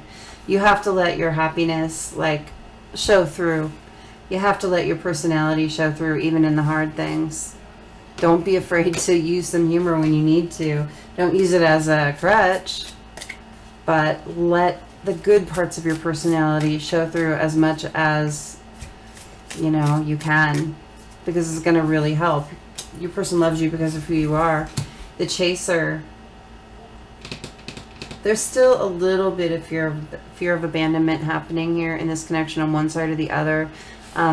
Just make sure you understand that that's something that needs to be addressed. Okay. One more.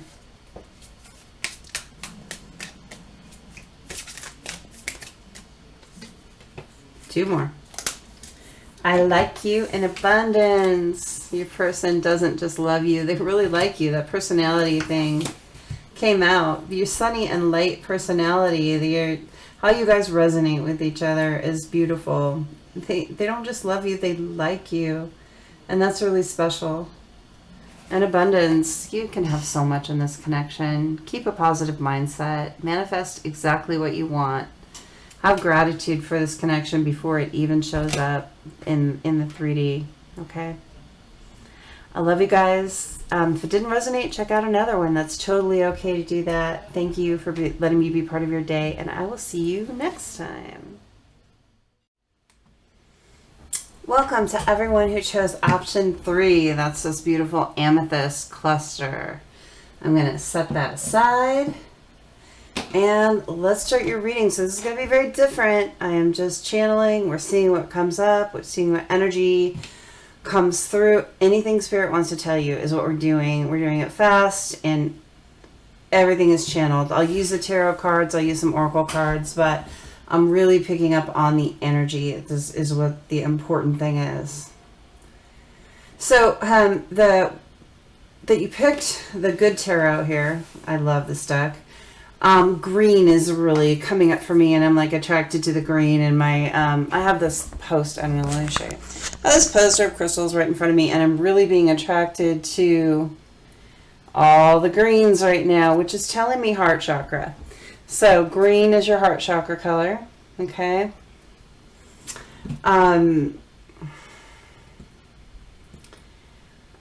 It might be some time to do a little heart chakra clearing. And like we talk about chakras, right? What does that really mean? It's the heart energy in your body. It's the heart center in your body. Okay. Chakra clearing is not as complicated as it sounds. One of the easiest way to do that is to go onto YouTube, search heart chakra music or chakra music. Sometimes you do all the chakras at once. Just listen to that music a while. It's got the frequencies that are going to kind of reset and clear your heart chakra. That's a really easy way to do it. You can see a Reiki person as well to do that, but it's just as easy to do it with the music. It's really helpful. You might need to do it more than once, but it might be time to kind of clear out that heart chakra.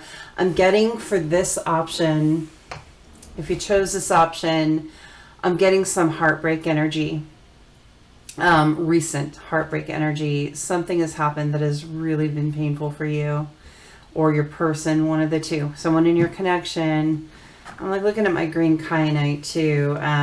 It's kind of poking out at me. I think there's something in the definition of kyanite that we need right now. I'm going to grab my crystal book. Hold on, I got to get up and get it. There's something about kyanite that might be really helpful for you, and I think we should read about that real quick.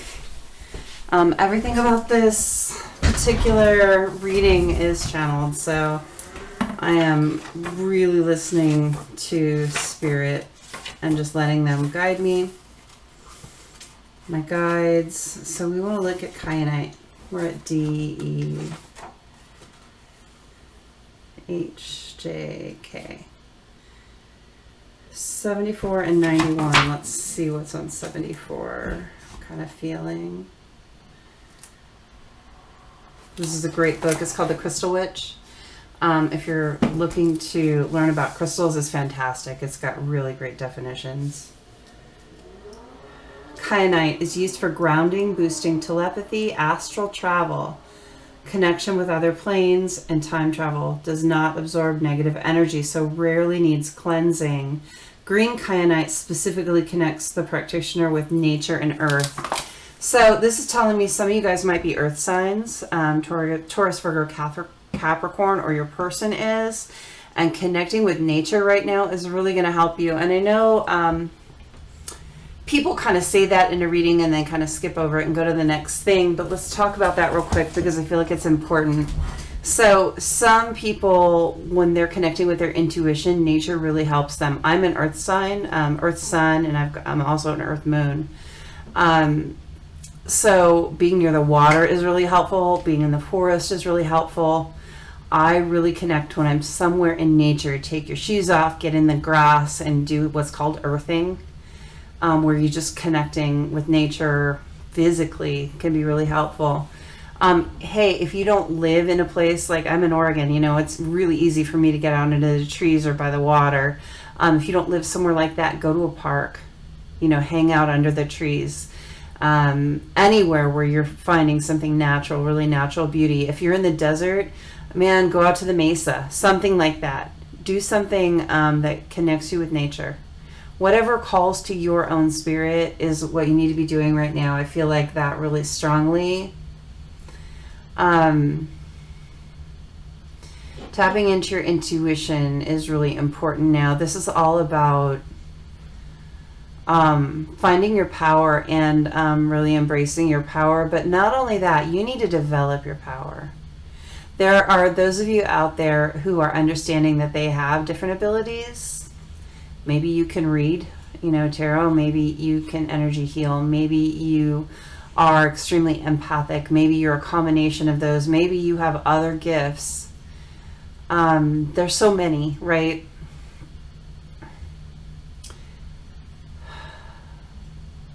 I'm just like, I'm hearing some different things. So I just want to say everything I hear. Some of you guys have been thinking about learning Reiki, and it's time to really look into that. If you've been thinking about doing that, energy healing, there's something about that that would be really good for you. You have that connection, and you can help a lot of people, as well as yourself.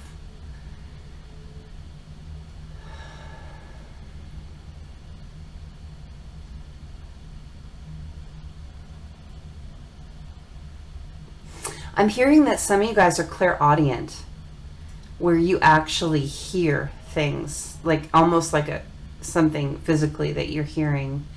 You actually hear things. I hear things. I hear music. Like I'm clairaudient with music. But you guys might even actually hear the voice of people maybe passed over, something like that. And it's time for you to really work on developing that. You're going to have gifts that way. Some of you guys, when you get downloads, you hear them rather than see. Like I get pictures a lot, but I hear too sometimes. But it's time for you to really look at developing your clairs, is what I'm getting. Okay. So, what else am I getting from the energy for you guys? I'm getting just really really grounded, chill, stable people. I get a lot of earth signs in this option. I'm getting a lot of really stable, chill people. I don't know what it is. There are people out there that really have that vibe that are coming through here. Okay, so there's one thing I'm hearing is that chill is great, stable is great, but sometimes you've got to slide out of that comfort zone. You don't do your best growth in a comfort zone, and I'm hearing that a lot of you really like to hang out in the pocket there, right? And there's nothing wrong with having a comfort zone, but what I'm hearing is some people in this connection are hanging back so much because it is so far out of your comfort zone to come forward and speak your heart. I don't feel like you have any blocks per se, but I feel like opening your heart chakra some more and being able to get into that water energy, that cups energy a little bit more. I'm hearing water and earth equals mud, and you don't want that. Okay, no. It doesn't work that way. just because you've got a lot of earth doesn't mean that emotion is going to muddy things for you. It's time to really get into your heart space. Look, if you've had some really hard times emotionally and you decided to just like stick with the practical, time to revisit that decision, okay? Your heart space is what's going to lead you to the best places in life. So don't close it off too much, okay? Some of you, it might be you, it might be your person. Someone is dealing with that particular issue, okay? Let's see what the tarot says for your connection. Whoa. I'm going to start off right there with the Eight of Earth, Eight of Pentacles. Gorgeous foundation, which I'm not surprised with as much earth as I'm feeling here. Five of Earth. Okay, what else do we get? And this is an unusual Five of Earth too. We'll go into that in a second. Five of Pentacles. Okay, and then we got the water. We were talking about Page of Water, Earth and Water. And then let's clarify the Eight of Earth. Tell me about this Eight of Earth. What do we need to know about this Eight of Earth? What do we need to know for our Amethyst people about this Eight of Earth?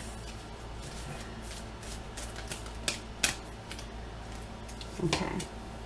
Transformation. Great. Five of Earth. Tell me about the Five of Earth. Messenger of Water. More water. Got an equal balance of earth and water here.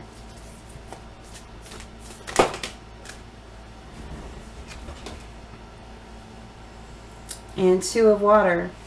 So water is outbalancing earth now. We've got 2 earth and 3 water. This transformation is the Death card. But it's special in this deck because it's more about the rebirth than the death. On the bottom of the deck, we've got Love. That's the Strength card in this deck. Beautiful. So look at, this is your connection. Look at how harmonious and beautiful this connection is. It's coming to the point where you're not going to have so much individual strength. Your strength is going to lie together in the 3D. I get that in this one. This is where you belong with your person. Just curled up. Safe, warm, happy. It's almost like a sun up here with the 6. You're on the right path with the 6. You're on the right path. And that's the overall energy for your connection. You are on the right path. There's also what feels like a 2 of Wands here. Look at the 2 pillars. Having made that passionate choice, and look where it leads you. This is a future energy for me. This is where this connection is headed.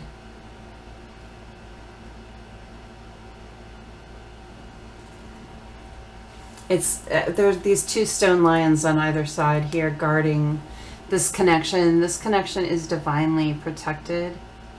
Not only divinely guided, divinely protected. You guys are special. And this is the option where I feel like power couple. This is the option where I feel what you can do together is so profound. It's a belonging. It's a belonging in this lifetime together. Under that is the world.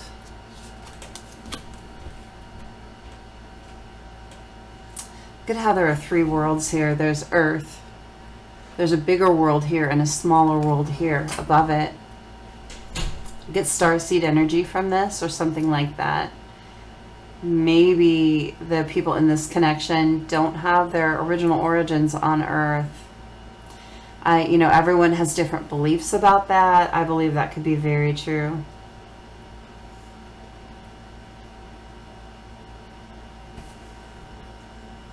Eight of Fire, 8 of Wands there.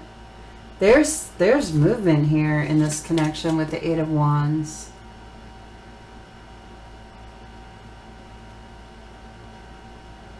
It's not as black and white as you think it is. Look, if you've been seeing this connection from a stagnant point of view, like it's not moving, you're so wrong.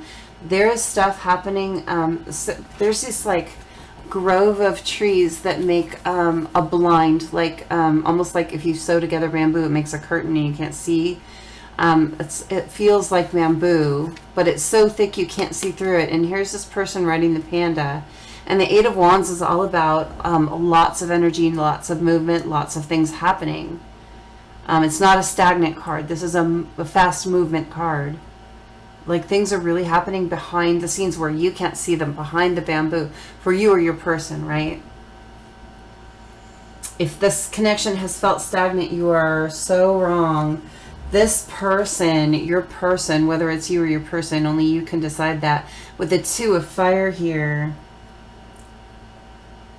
I saw the 2 of Wands and the Strength. 2 of Fire, 2 of Wands, same thing, right?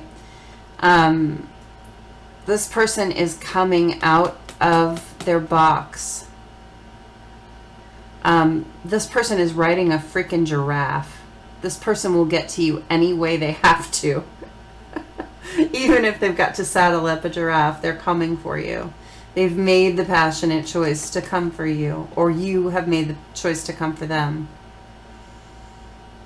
So much beauty, so much strength, so much happening behind the scenes where one person in this connection cannot see it.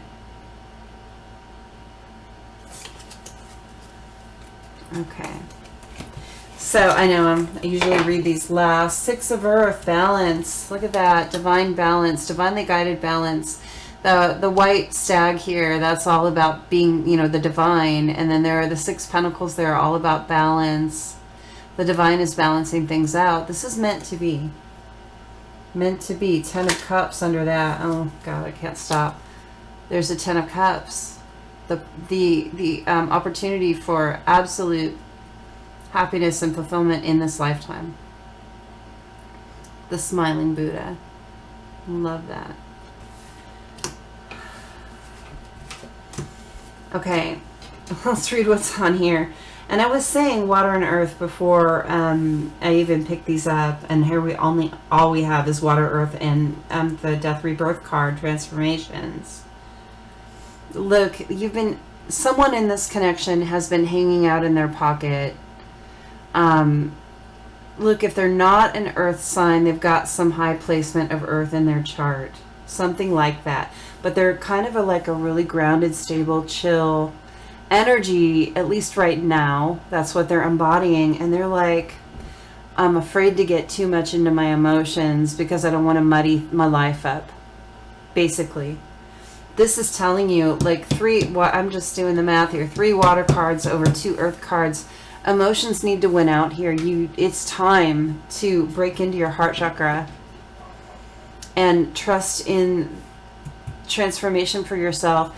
This connection is getting ready to transform with this love, the strength here. Your connection is getting ready to go here, if this is resonating for you, okay?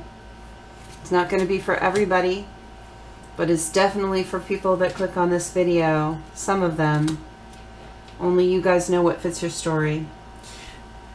Okay, let's look at the individual cards now. I'm just saying, it's time to really get into your heart chakra. It's time to let your emotions out. Be vulnerable with this person. You are so safe with this person. Look at the safety here. Look at the love. Look at the care for each other. Absolute care for each other. Protecting each other. You can be vulnerable with this person. It's okay. With the 8 of earth and the transformation, there's some kind of tangible stability here in someone's life that's been holding them back. The tangible stability. Maybe it's money, maybe it's a home, maybe it's a work situation or something. Something in your tangible world is transforming right now. There is about to be a rebirth in this for someone, and that's going to really positively affect the connection. With the 5 of earth and the messenger of water, you know, I haven't had this deck that long, and the messenger of water isn't familiar to me. I'm actually going to look. I haven't looked in this book really. I usually just read intuitively, but there's something about this, and I want to know. I want to know what it is. Let's look up the messenger of water. I'm not sure if that's the page. Nope, there's a page of water. Oh, it's the Knight. Okay. So, Knight of Cups. I just want to read it and see what it says. Romantic attraction, chivalry, admiration, seeing the best in others, heightened emotional awareness, a call to fall in love with yourself. I need to look for the best in others and honor it, even when it seems a challenge to do so. My attractions stem from self-love and the knowledge that I am part of all love, which takes many forms, each exquisite in its own way. I can have what I desire. There is no need for jealousy, anger, resentment, or fear when I am love, and love flows through me powerfully. Okay, so that's what we needed to hear on that one. Look, the 5 of Earth, 5 of Pentacles is traditionally feeling abandoned. There's something that someone in this connection has been through recently that has left them feeling abandoned. I think that this person deals with the fear of abandonment as a life lesson here. It's something to overcome. It's a shadow. And the messenger of water is telling you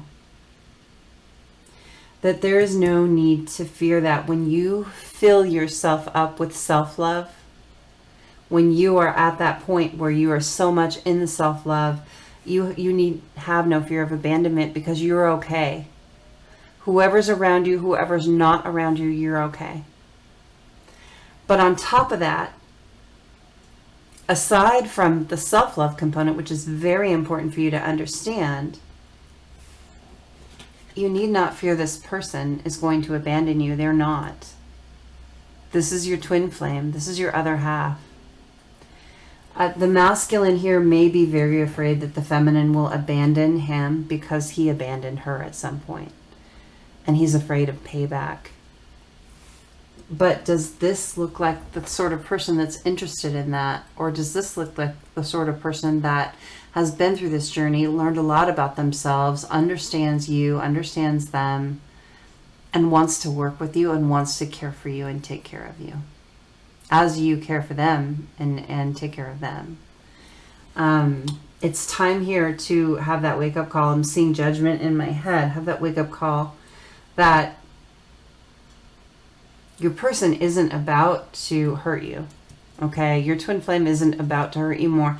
If you guys have both done the work and you're coming into union ready to care for each other, it's just not going to happen. But beyond that, when you're full of self-love, you're going to be okay anyway. Important things to really know. The Page of Water, Page of Cups, this is the apology. And then the Two of Cups here, this choice and love. When this apology comes, there will be the opportunity for this choice and love for the twins. Look at the twin goldfish here. And it will be so abundant and so beautiful if you choose it. You have to decide what you want. This is choice. You don't have to take this connection if you don't want it. But if you want it, when this apology comes in, when this communication comes in, it has the opportunity to be incredibly abundant. This Eight of Earth here, this wouldn't show up if it weren't. This love here, there is so much love in this connection. Give each other a chance. Give each other a chance.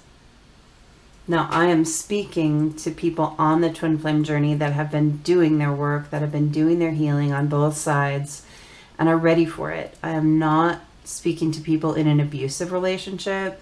If your person is genuinely or has been genuinely abusive to you, like they hit you, they hurt you physically, they tear you down mentally, repeatedly, stuff like that, that's not your twin flame.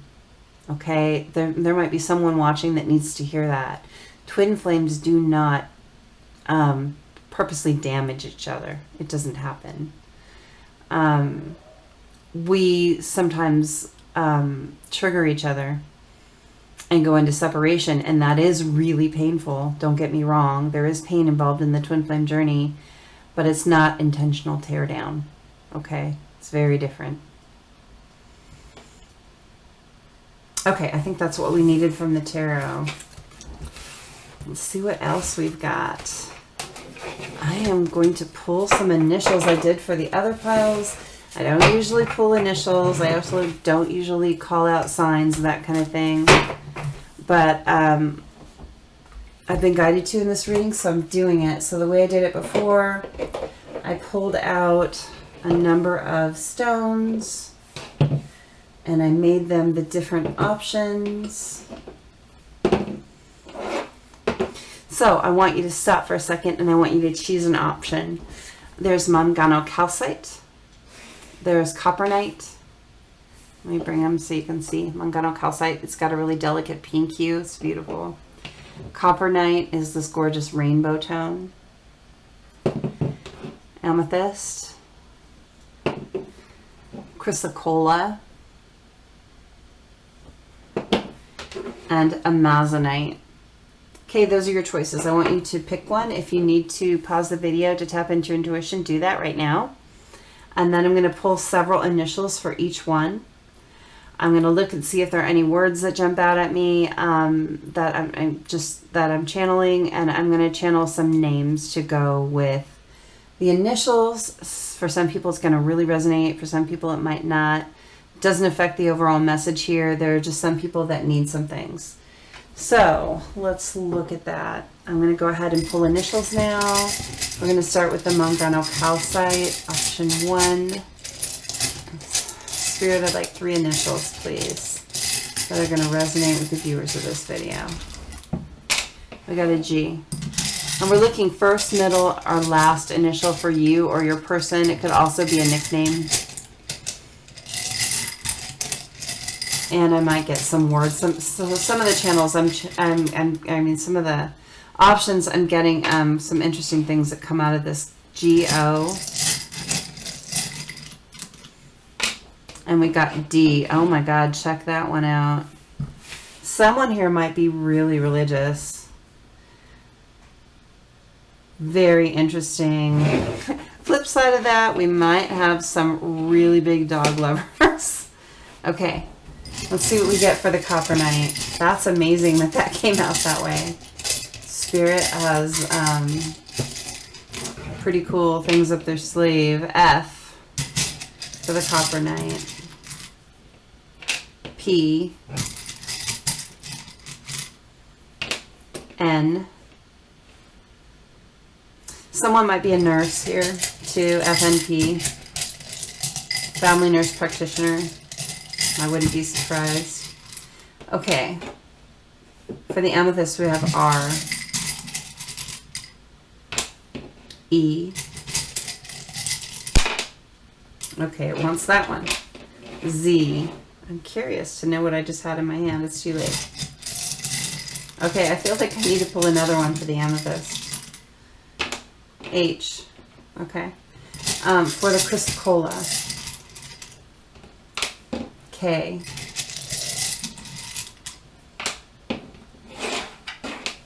J. L. And for the Amazonite. F. U. Sorry, I'm 12 years old sometimes. G.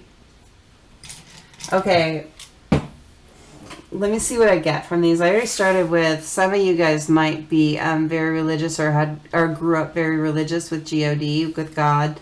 Others of you might be huge dog lovers, okay?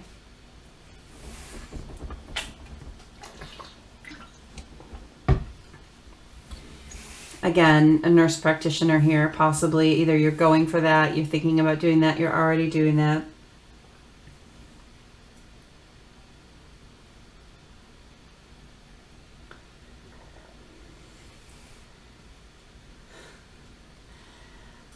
Okay, I'm just already getting some names, and I'm trying to like look through for words before I go to names, but I'm like getting some names for some of them already.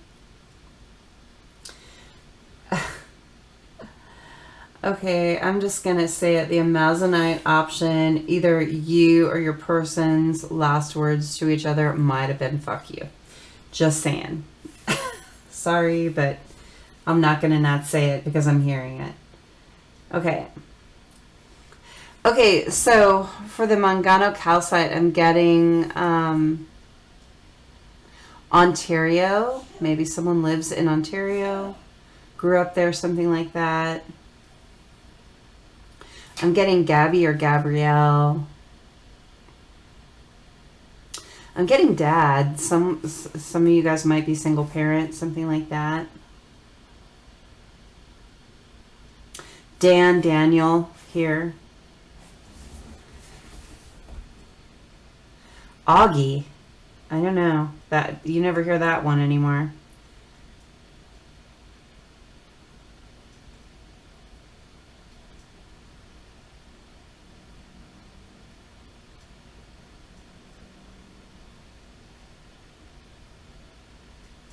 O'Donnell from Mangano calcite. That's what I'm getting there. Okay, so let's look. What am I hearing for the Copper Knight? Nancy. I'm getting a Nomi. N-O-M-I. I'm getting that. Fran or Francis.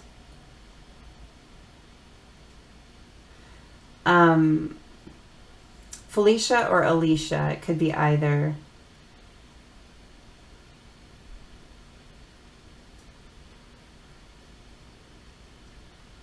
Pate, P-A-T-E. Someone's last name could be that. Peyton. Patton. I'm not sure what I'm hearing there. Pate, Patton.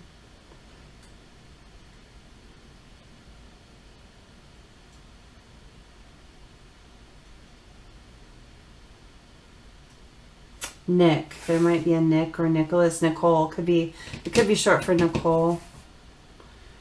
Okay, so let's go to the Amethyst. Zoe.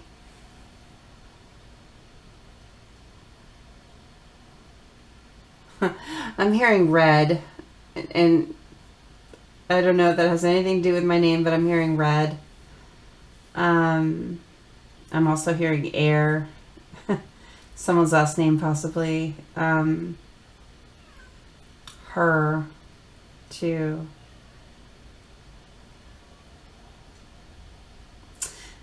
Azalea. Someone might live on Azalea Street or gone to like an azalea school, something like that. Maybe you have azaleas in your yard. I'm hearing that. Eddie. I'm hearing Eddie. Edie. It's either Eddie or Edie. Okay, let's go into the chrysocolla. I'm getting Keith. Jeremiah. Joe. I'm hearing Lyle. You never hear that name anymore. I used to have a book called Lyle the Crocodile when I was a little kid. But I'm hearing Lyle. I'm also hearing Alan. I don't know why. There's no A here, but I'm hearing the name Alan for the chrysocolla. It's just coming through. Kaplan too. Kaplan. Klaus. I don't know. Okay, so weird names. I'm not getting, Jane. I mean, okay, it could be Jane here too, because I don't know, that came into my head. So Amazonite. George, for sure, there.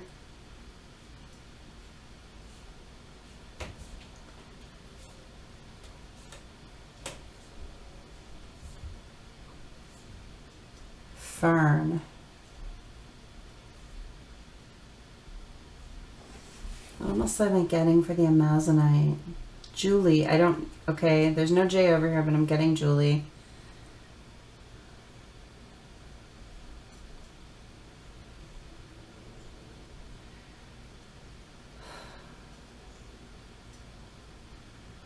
I'm getting an FR name, but it's unusual. FR.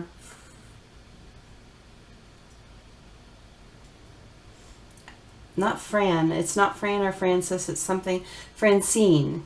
I think it might be Francine. But I'm also wanting to say FRASH, like fresh. I think it might be not an American name that I would hear very much. But if you have an FR name that is from maybe the Middle East, I'm not understanding it. Fra. I'm sorry. I'm not hearing it closely enough. Jenny, Genny, or Gen, something like that too. Okay, that's what I got from the initials. I hope that resonated for somebody out there. If it resonates, drop it in the comments and let me know. And I'm going to go on to the charms, I think. Okay, I got a song for you too.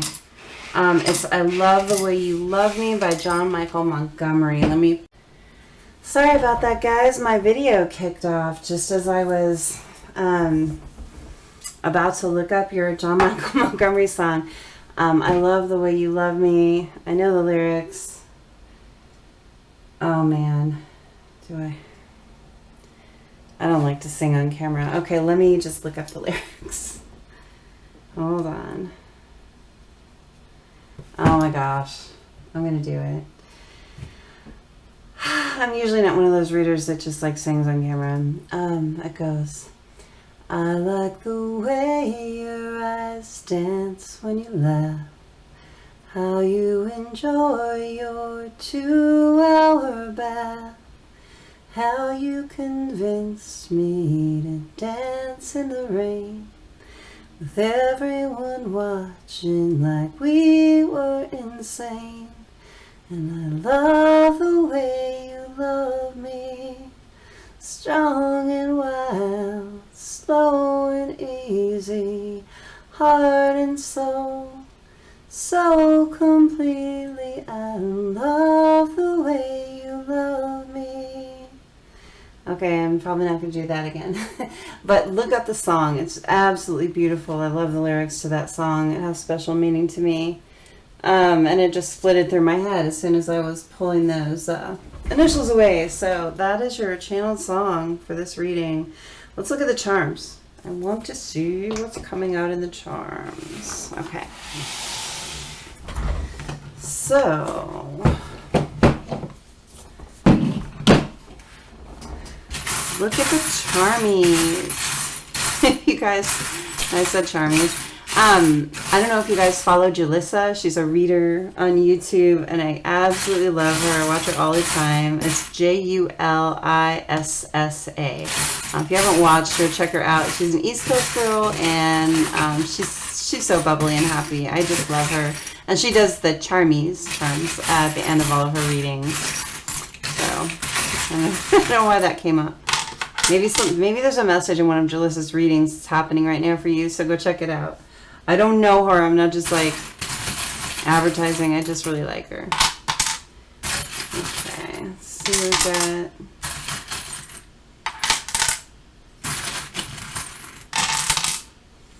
got. Okay, I feel like there's something else.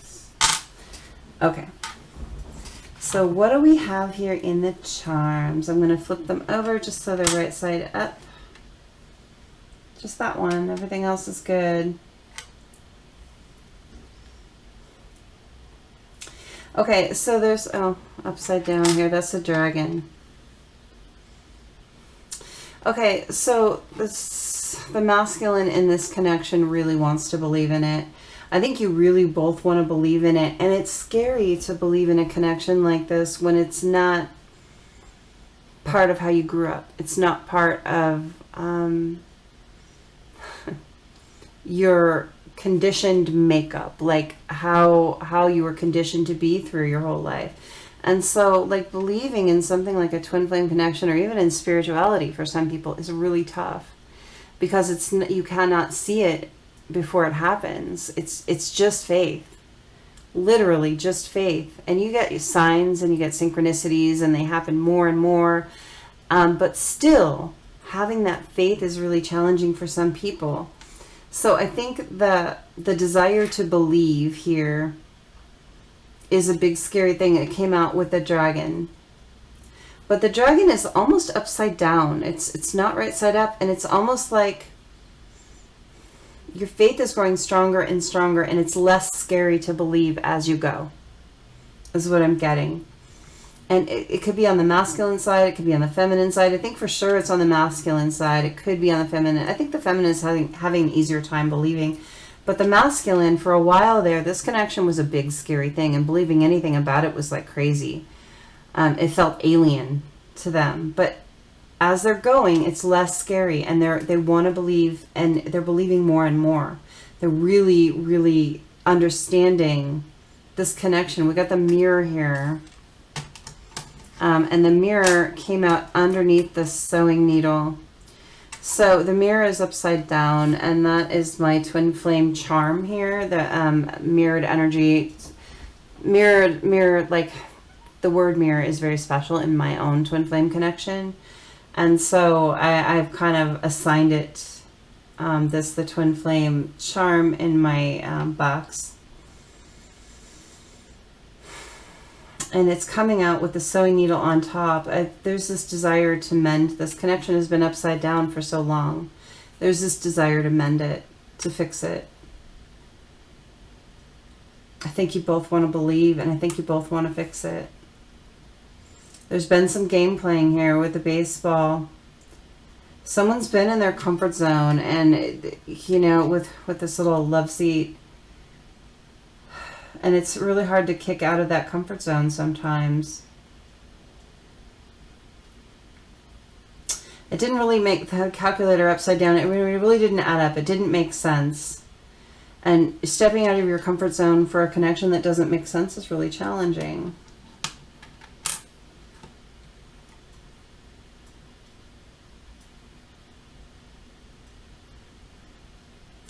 I've got the drum set here. And it came out on top of the feminine upside down.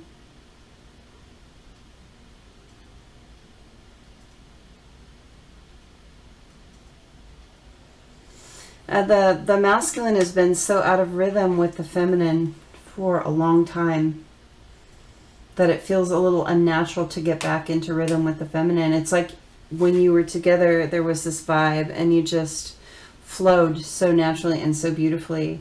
And during the separation, you feel so out of rhythm, and it's like, how do I get that back? There's a little fear about how do I get that back? Especially when you got caught with your hand in the cookie jar masculine. The feminine found out something about the masculine, and now they're sheepish about coming in and confessing. There's a cookie jar with a cookie falling out right over the feminine. She sees it. She knows. And there's this like desire to not want to talk about whatever happened here that was not on the up and up. But it needs to be talked about to mend it. If you want to mend it, you have to talk about getting your hand caught in that cookie jar. You know, you have the power to work on it here with the hammer, and you got the arrow pointed straight up right next to it. You can elevate this connection back. If you work on it, it's gonna shoot right back up where it was. You can do that.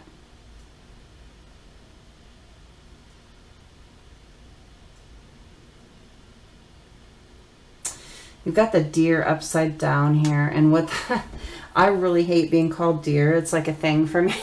I don't want to be called deer. As an endearment, get it? With the deer upside down, it's like there have been no endearments. That's what I'm getting in my head. There have been no endearments for a long time. The disconnect here, the out of rhythm, the no endearments, there's been no happy communication or the loving vibe between these two in the 3D in quite some time because of whatever this person did, getting their hand caught in the cookie jar. The masculine feels really protective of himself about this. He's very worried about getting hurt here. We got this fierce tiger, you know, that's the masculine. And it's a very protective energy of self because we got the lobster here, which is pain, the pinchers. I think the masculine is really worried about coming forward and talking about this thing that happened, whatever they're hiding, or not even necessarily hiding, whatever they're not talking about. They're worried about revealing something that is going to get them hurt, like rejected. But with the cat here, they're so curious about what's going to happen. I mean, they can't leave it alone. You know how a cat can't leave anything alone, right? If you have a pen on the desk, they're going to come knock it off, you know, or if they just do stuff like that. It's like cats are so curious and tempted. Your person is so tempted. They can't leave it alone. They're going to come forward. They want to mend this. They want to believe. They want to work on it. I mean, they have a lot of ambition when it comes to this. Ambitious right here. They have a lot of ambition when it comes to elevating this connection again and where it can go. Your person really has a lot of belief in the possibilities here in this connection. They do have a little fear though. They are feeling a little self-protective about talking about some of the negative things that have happened in the past and working those out. But I feel like you will work them out. This might be a little fearsome for the feminine too. We got the masculine, this tiger with this like really fearsome face on, but then there's the house cat here. Like, this is the facade that I put on, you know, trying to protect myself, but really this is who I am for you. I'm this warm, cuddly person for you. I may show that this might be a masculine that shows a world a really brave or fierce face, but for the feminine, they're just a pussycat.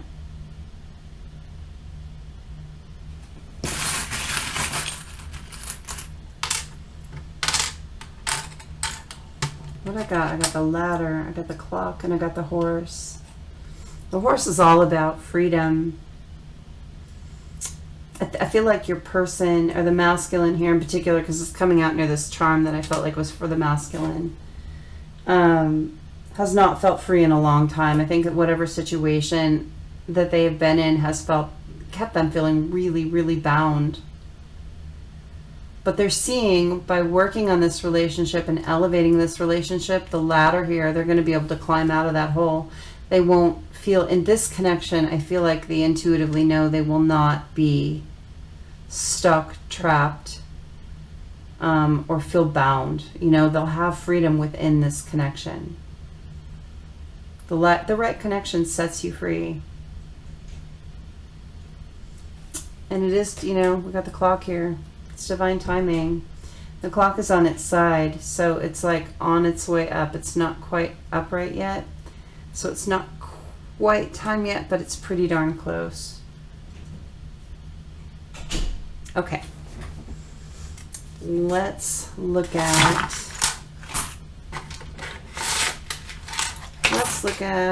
some messages. See what we get.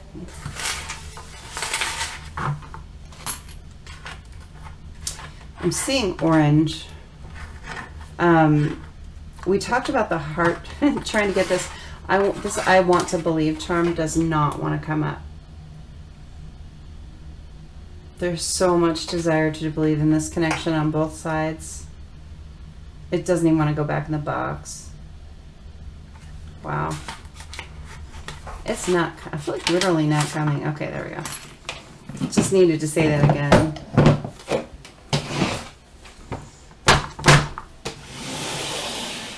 Okay. What card was that?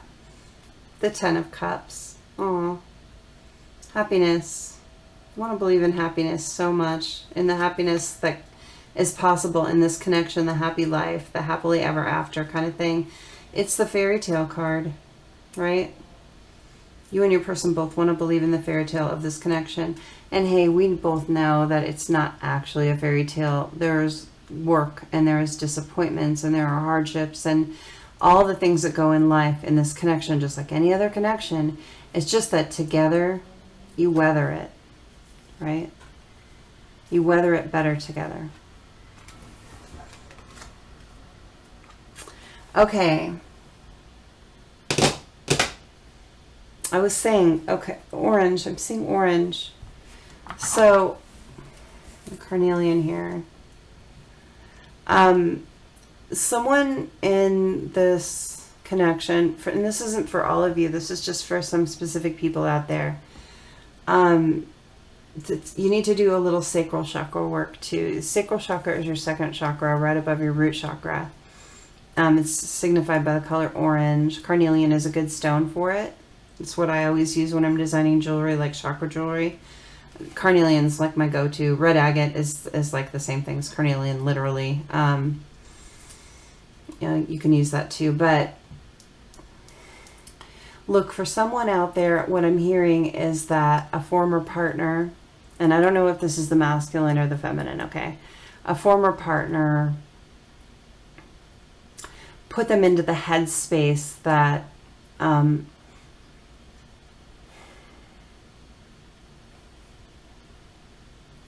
their sexual prowess was not good, okay?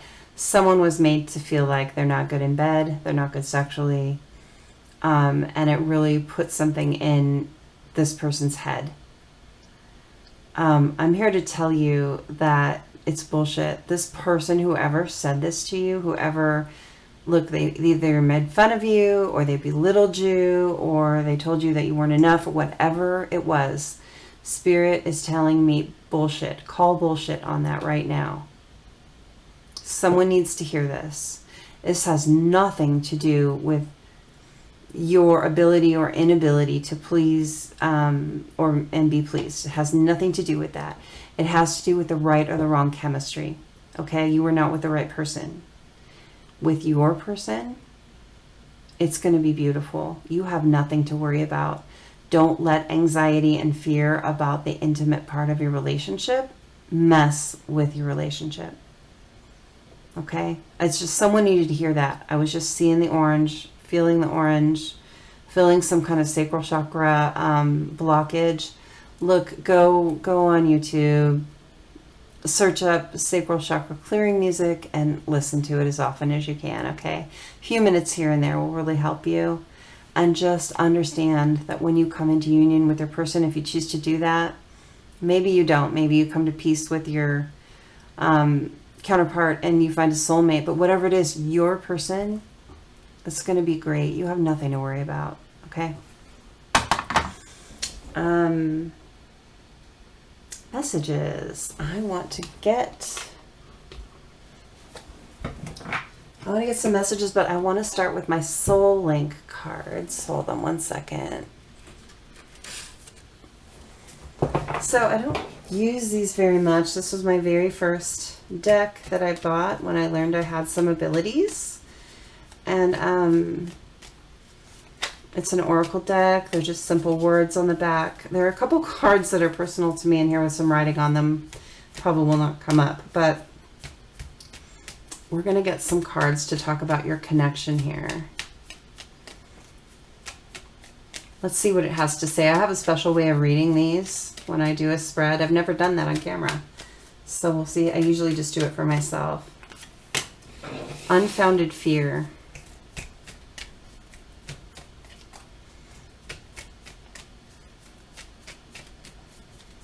What else do we have?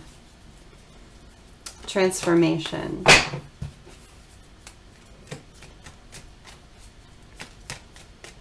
The way they come out, what they come out next to is really important in how I read them. So it gives me the messages when I have them all out. Sometimes I just use them individually, but the spread that I'm doing right now, you have to get everything out. New level of growth. Heavy burden, yeah.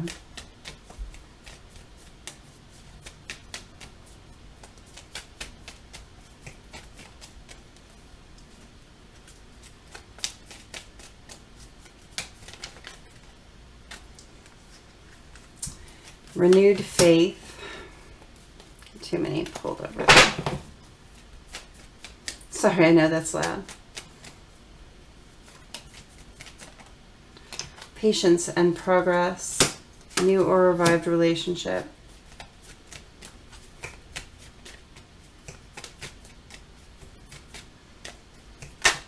You guys are getting just a little more time than the other options because of these Soul Link cards, but I just feel like there's some important messages here for you, and as we are channeling whatever comes through, we're just going to take them.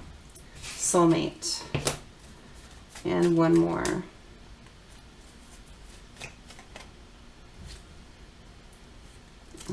Which one is it? This one. Success and perseverance. Okay. So I read these in a grid in each direction, and it gives me a different message in different ways. So look, someone here has a real fear of reviving this relationship. They feel like it could end up being like an old relationship. Someone has gotten out of a really challenging relationship where it was very burdensome, and they have a big fear right now that reviving this relationship is going to produce the same result as the old one. It's an unfounded fear. Okay, so whoever is having this issue right now, worrying about the next relationship being just like the last one or the last ones, unfounded fear. It's not going to happen that way. You're going to have transformation in your fears, and you're going to have a new level of growth. So you're no longer having these fears with this relationship. This relationship is going to be transformative for you, and it's going to help you grow as a person in so many ways.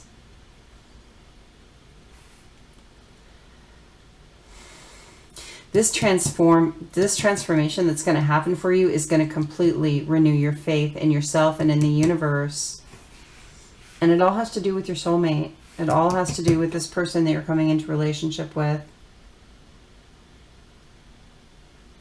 This new level of growth that you're going to have is going to take a little patience, but you're going to see amazing progress.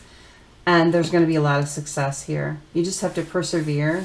This growth is going to blow you the heck away. This new and revived relationship, this new relationship with your soulmate, absolutely successful. When you dispel these unfounded fears, that's going to be one of the things that helps renew your faith, is when you learn that all relationships are not this heavy burden, and that's going to also lead to your success.